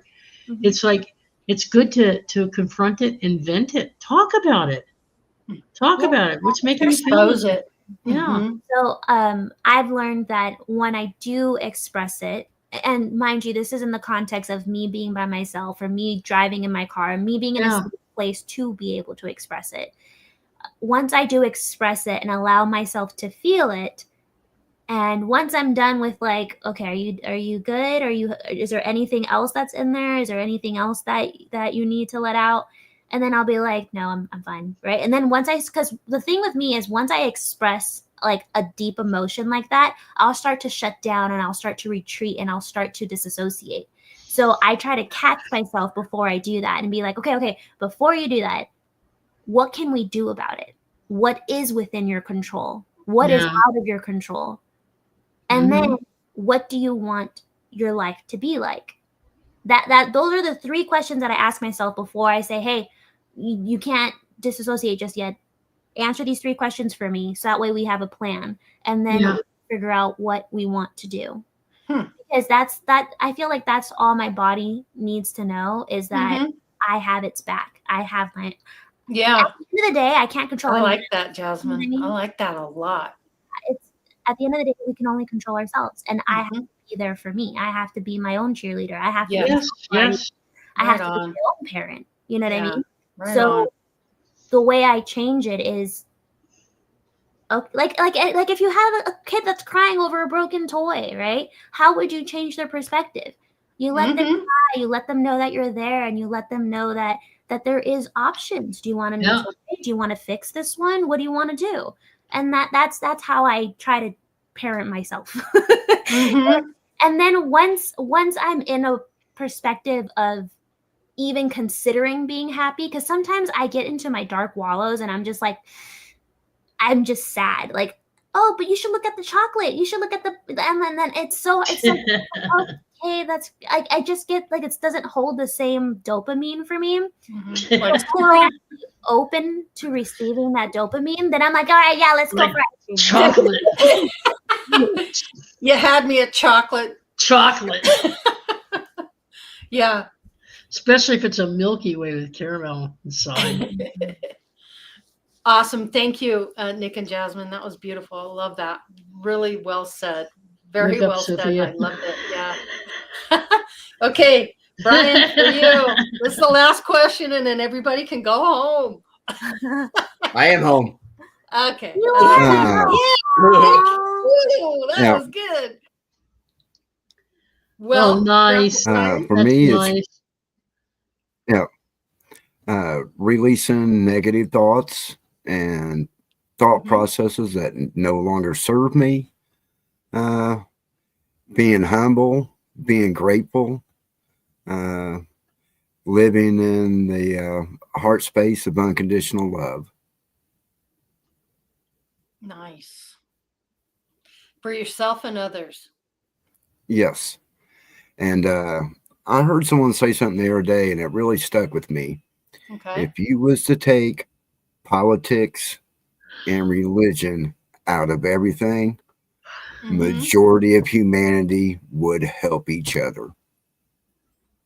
Yeah. You know, it's because of religion and politics that keep people separated. You take those out of the equation, and I guarantee you a lot of people would help each other because there's nothing to get in the way. Yeah. I think Reagan said something about, and he made a point, if the world was being attacked by an outside force like aliens, how quickly the world would come together to combat that. And I think that's what you're saying. Yeah. Fascinating. Awesome. Wow, you guys, what an amazing conversation. Poor Theresa, you're about ready to pass out. I could tell. You got your little coon eyes going on. No, I know it's way past your bedtime. It's past my witching hour. Yeah. So we're just gonna go ahead and say goodbye. I'm sorry, you guys, it was such a long one, but I hope you got something out of it. If just one of you got something out of it, it was worth our time and energy. So much love and appreciation for all of you. We look forward to seeing you next week. Have a wonderful week. Treat people the way you want to be treated, regardless of how they are, and be the best version of you can be. And peace, love, and all of that. Thank you all. Sleep well. Bye-bye. I love you guys.